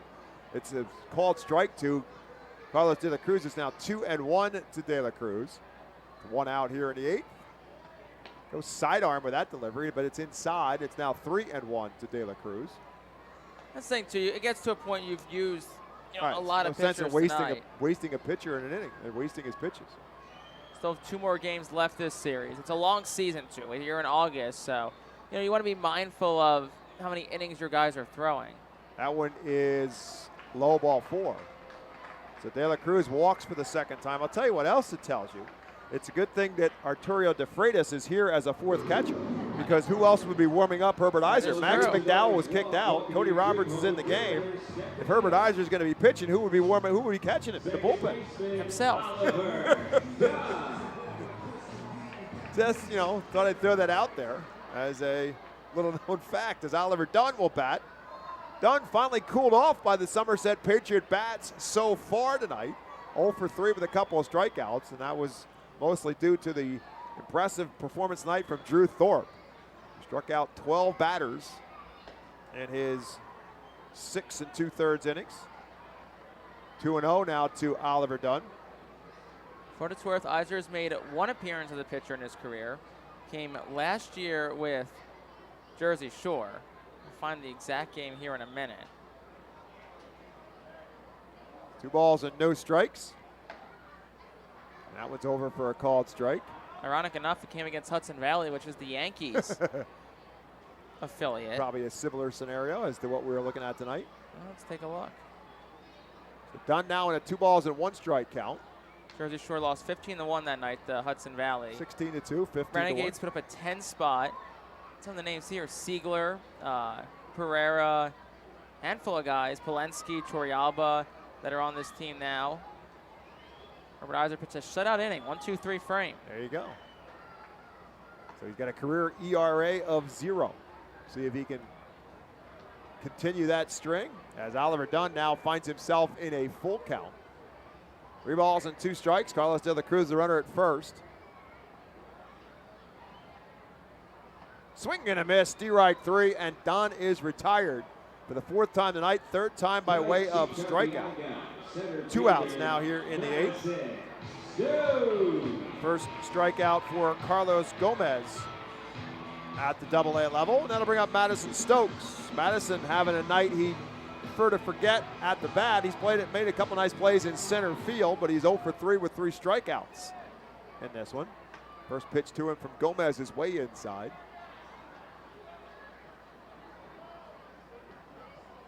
There's Johan Rojas got his first career home run in Major League Baseball off a position player coming in to fill a ninth inning. But as Kyle Schwarber told him, they all count. 1 ball and 1 strike to Madison Stokes. Ripped into left field, but up straight in the air. And Dominguez will come in and make the catch for the 3rd and final out. For the Phils in the 8th, no runs, no hits, no errors, and 1 man left to the 9th. Finally, in Baseball Town, it's 16-2 Somerset when we get back after this. White Star Tours and Travel Centers offers the Our Phils fan road trip again this season.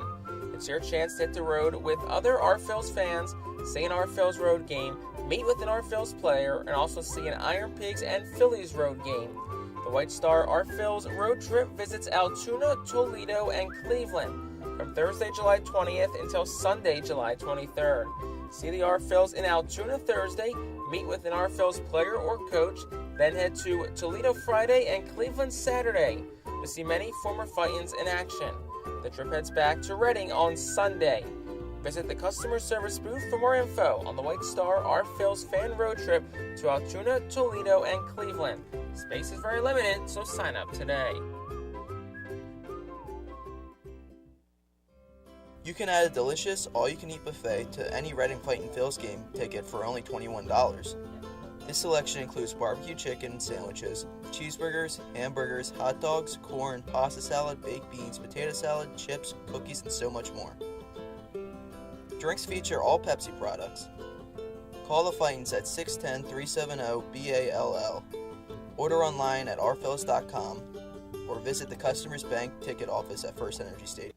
So the Alvernia University Golden Wolves call the bullpen. Will bring in Herbert Iser for the Fightin' Phils to pitch this top half of the 9th inning in a 16-2 game in favor of Somerset. Patriots will have Ramirez, Dunham, and Gasper due up here in this 9th inning. And we got our first, I think, for Reading this year, position player pitching. That is correct. As Herbert Iser serves up pitch 86. 86 on the radar gun.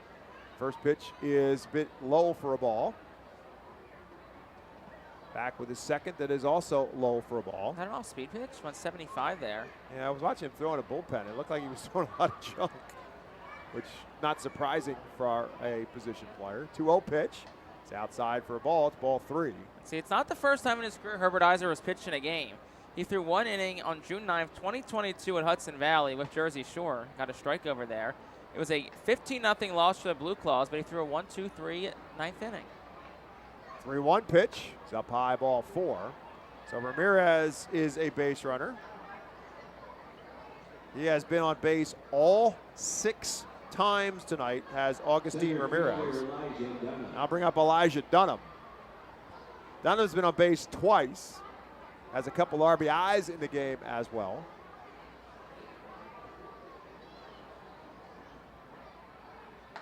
And the first pitch from Iser's over for a called strike.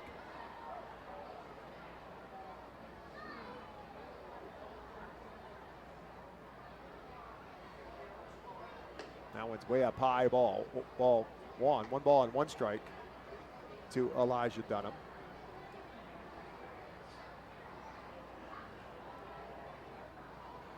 This one up, chopped down the first base line and actually hit the bag and caromed into foul territory. Ortiz will run it down Fortunately, Augustine Ramirez had lost sight of where the ball was, and so he ends up staying put at second.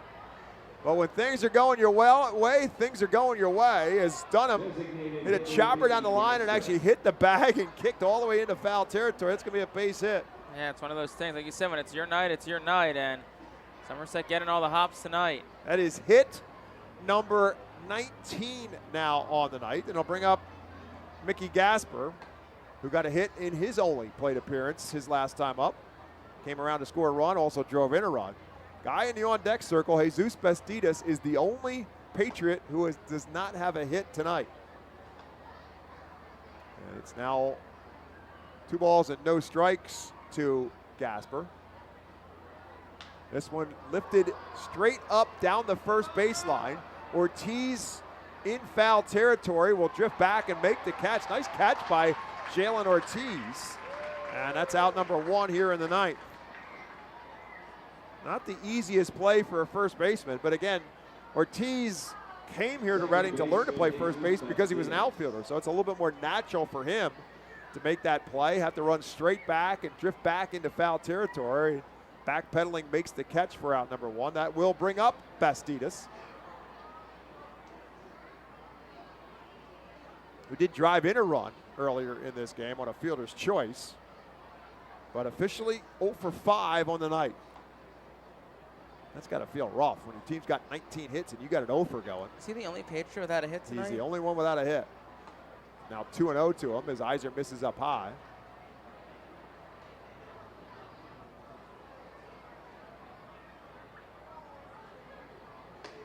And misses up high again. It's 3-0.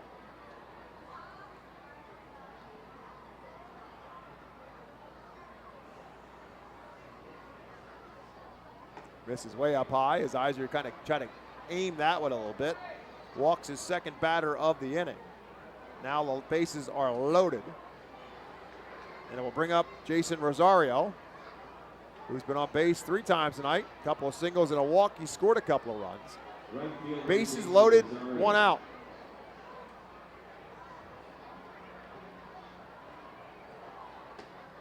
And Iser misses up high again, ball 1.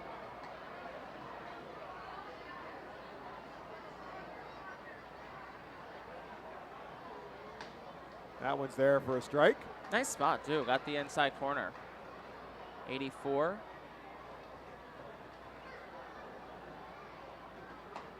And up high again.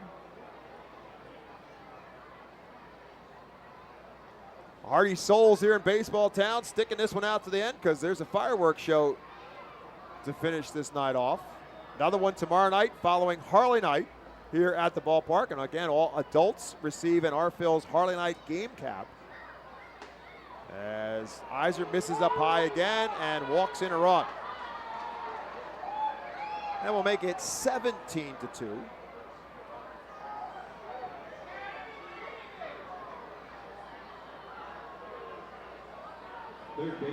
Rosario gets the RBI. That'll bring up Eduardo Torrealba. He's got a couple hits and 3 RBIs on the night, scored 2 runs, and the first pitch from Iser is over for a called strike.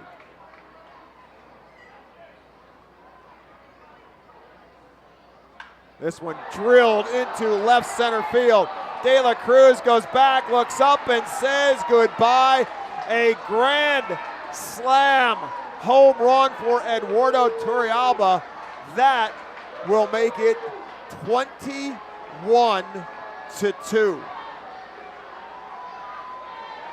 373 feet, 997 off the bat. A grand slam for Torrealba. And it's a 20 spot tonight for the Patriots.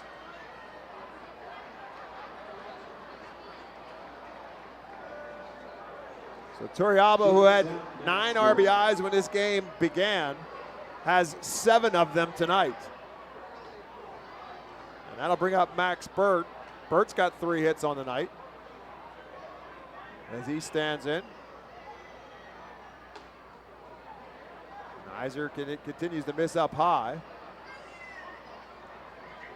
There is no safety net right now. Just hoping that Iser can get somebody out, as this one is fouled out of play.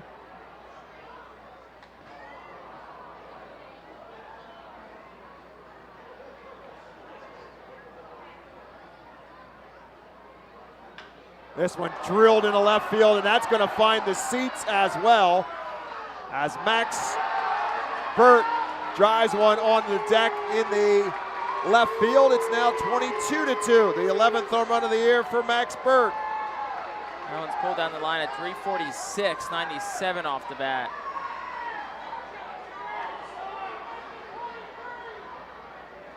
Well, look at here's what you need to understand. These are professional hitters. It doesn't matter what you're gonna throw up there. Here comes Tyler Henson. There's no one in the bullpen. No. Do you go to a different position player, or is That this might just be the case. to calm him down?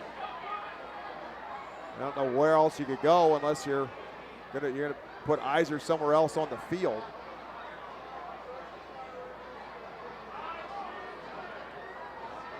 But to finish, what I was started to say is that the professional hitters are going to go up there and they're going to take their hacks at you. Is Jalen Ortiz pitching That's now? what they're going to do. They're going to put Iser in first and let Jalen Ortiz pitch.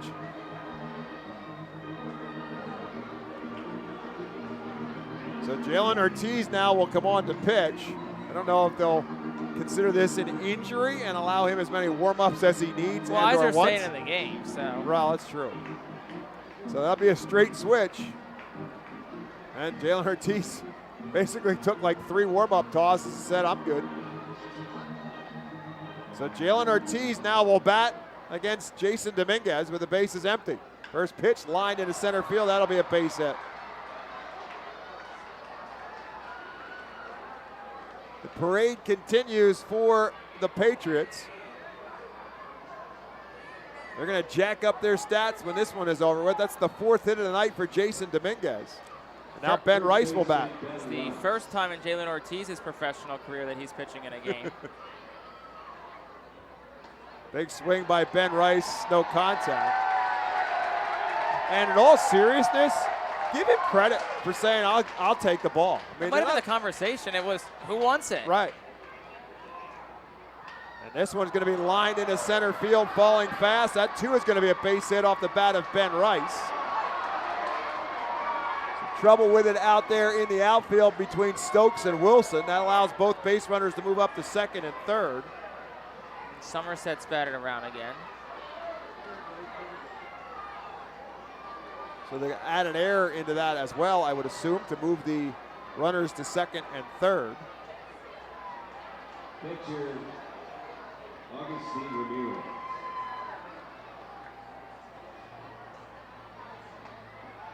That'll bring up Augustine Ramirez. Ramirez has not made an out in this ballgame. And he'll hit this one to Nick Ward. Ward will make the play over to first base in time. Runners don't bother to try and score. That's 2 outs. And Jalen Ortiz will try and finally get this thing over with from the Somerset side. The Phils will still get their at bat in the bottom of the 9th as Elijah Dunham now will step in. First pitch from Ortiz is up high for a ball.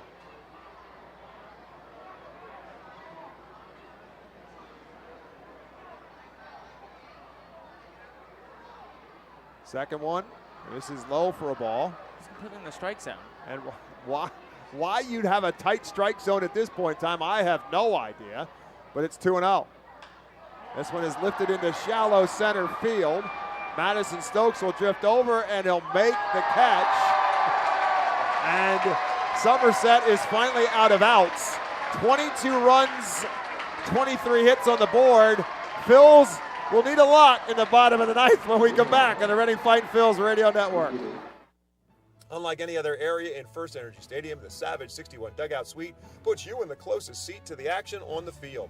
Located just a few feet from the diamond on the first base side with covered seating, abilities in motion accessible seating, and the most unique view around. Your group will thank you over and over again for this one-of-a-kind experience. Tickets for the Dugout Suite start at $27 and include options to add food and drink packages. The ProMax Fence Systems Foul Porch is an exclusive group experience. Located in our left field corner, groups of 20 to 30 people are treated to 2.5 hours of all-you-can-eat buffet and drinks.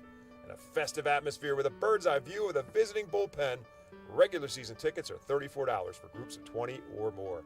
Call us today at 610-370-BALL to reserve a spot for your group. The Penn State Health St. Joseph's 67 Club is the original hospitality area at FirstEnergy Stadium.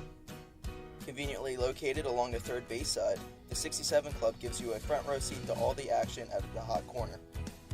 The area is safely protected from line drives with a large see-through net. Starting at $34, groups of 20 or more can enjoy a 2.5-hour all-you-can-eat buffet. Children 4 and under are free. Visit rphils.com or call us at 610-370-BALL to reserve your group outing today. Jimmy G's Railroad House Sports Bar and Restaurant in Sinking Spring is a family-friendly neighborhood sports bar and award-winning restaurant serving the Berks County area for many years. Catch a game on their 26 high-definition televisions and try the delicious food and drink menu. Relax and enjoy an evening at the Railroad House, conveniently located at 152 Woodrow Avenue in Sinking Spring. Jimmy G's Railroad House is a proud Fightin' Phillies team feed partner. Ethan Wilson leading off for the Phillies in the ninth. Phillies need just 20 runs to tie this one up. 21 to win. It's 22-2. Somerset on top as the Phillies bat here in the ninth. Ethan Wilson fouls this one out of play. And it's no balls and 2 strikes to Ethan Wilson. Wilson 1 for 3 on the night with a single all the way back in the second inning, which seems like a couple of nights ago. And fouls another one straight back, staying alive at no balls and 2 strikes. Attendance at tonight's ball game, 7,093. Presented to you by PSECU, proud to be one of the largest credit unions in Pennsylvania. Great crowd on hand, and again, they've stuck around tonight waiting for the fireworks to come their way, although Somerset's had their fair share of fireworks. This one lifted down the left field line. Looking to be a long run for Jason Dominguez. Thought he will get there and make the catch for out number 1 here in the ninth. Pitcher, Jalen Ortiz. And I'll bring up Jalen Ortiz, who, if you heard it right, announced as the pitcher because he came in to get the final 2 outs in that ninth inning. Herbert Iser now in the on-deck circle. He's batting in the spot vacated by the designated hitter, Baron Ratcliffe. When Iser came in to pitch, Jalen Ortiz came in to finish off for him, spins him out of the way. Ortiz with a home run his last time up. 1 for 3 on the night, hitting his 7th home run of the season. Out the left center field. 1-0 now. And this one fouls out of play. Carlos Gomez out there in his 3rd inning of work. Came in for Drew Thorpe, who was outstanding tonight for the Patriots. Struck out 12 batters in 6 1/3 inning. 1-1 pitch. Swing and a miss. No contact from Ortiz. It's now 1 ball and 2 strikes to Ortiz. Gomez every once in a while drops down with a sidearm delivery, and he did that just there on that pitch. 1-2 pitch there for a called strike 3. And that'll do it for Ortiz in this second out here in the 9th inning. Second strikeout for Carlos Gomez since coming in. And so Herbert Iser will bat for the first time. And Iser came on to pitch in the 9th inning. That didn't work out so well for him, unfortunately. And the first pitch to Harold Iser is outside for a ball.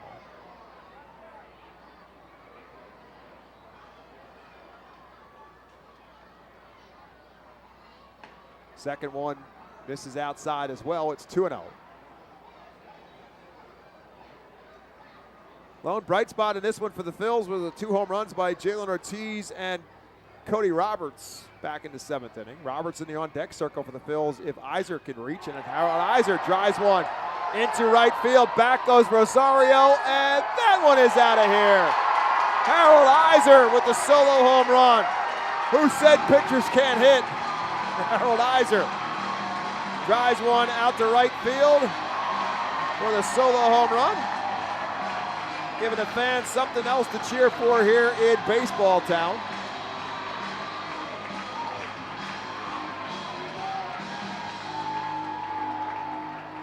Catcher Cody Roberts. 3rd home run of the season for Iser, his 8th RBI of the year. And that'll bring up Cody Roberts. As I said, Roberts went deep his last time up in his only plate appearance in this game. Came in relief of Max McDowell, who was ejected back in the 5th inning. Manager Al Padrique ejected 1 inning before that. Roberts hits one hard down the third base line, but foul.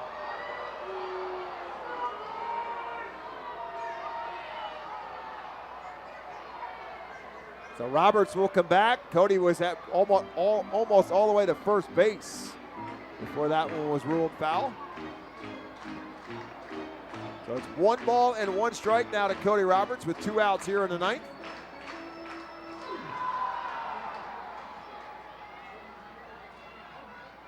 Went way inside. It's 2-1.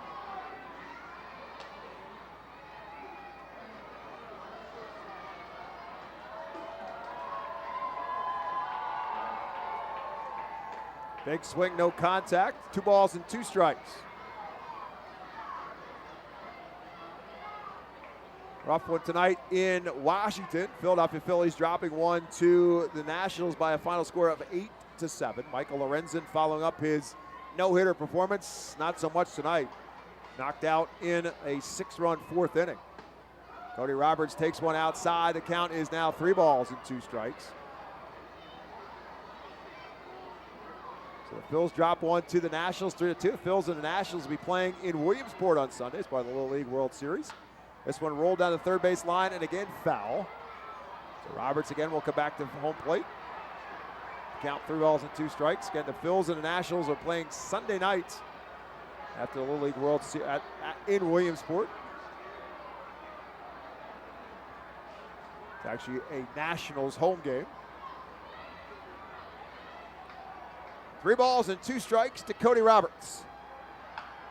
Rolls this one fair down the third base side. Torrialbo up with it, off balance throws. Dug out nicely by Ben Rice at first base. And that will do it for the Phils, and this one is mercifully over. After the Phils do get a run in the 9th inning on the solo home run by Harold Iser. But it is all Somerset Patriots tonight. The final score, Somerset 22. Fightin' Phils 3. We'll take a timeout back and wrap this one up when we come back to Baseball Town after this.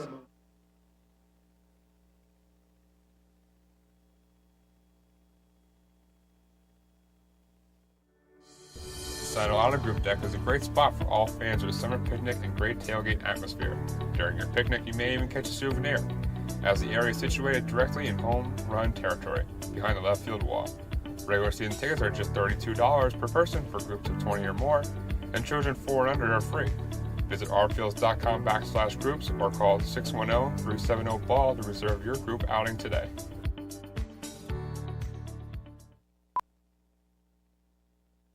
The Louisiana Swamplands. Out here, you're either lunch or you're enjoying it. Make sure you end up on top with the all-powerful lineup of Kia SUVs, like the Telluride, Sportage, and Sorrento, equipped with available all-wheel drive, higher ground clearance, and the interior capacity to bring everything you need, so you'll always remain more than a gator's length ahead. Visit your local Kia dealer today to find your next adventure in our ever-capable lineup of SUVs. Kia, movement that inspires. Call 800-3334-KIA for details. Always drive safely. Are you looking for a reliable food distributor to meet all your culinary needs? Look no further than our trusted team at Feaser's Food Distributors. For over 120 years, our products have been sourced from the best farms and suppliers, ensuring that you get the best ingredients for your restaurant or organization. From fresh produce to premium meats, Feaser's supplies everything but the appetite. Visit Feasers.com today to experience the difference in working with a top-tier, family-owned food distributor. Feaser's, your partner for success in the kitchen. Looking for a fast and hassle-free way to get your snacks and non-perishable groceries? Look no further than FeasersDirect.com. With just a few clicks, discover the convenience of having your culinary essentials ready for a pickup at our headquarters in Harrisburg.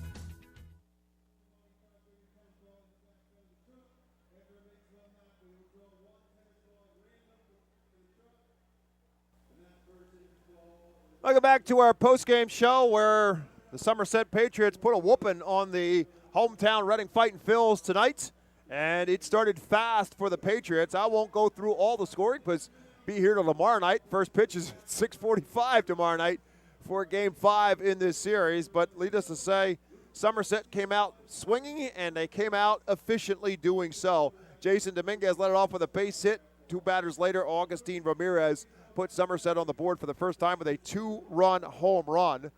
Somehow or another, they kept them off the board in the second inning, only one of 3 innings in this game in which Somerset did not score.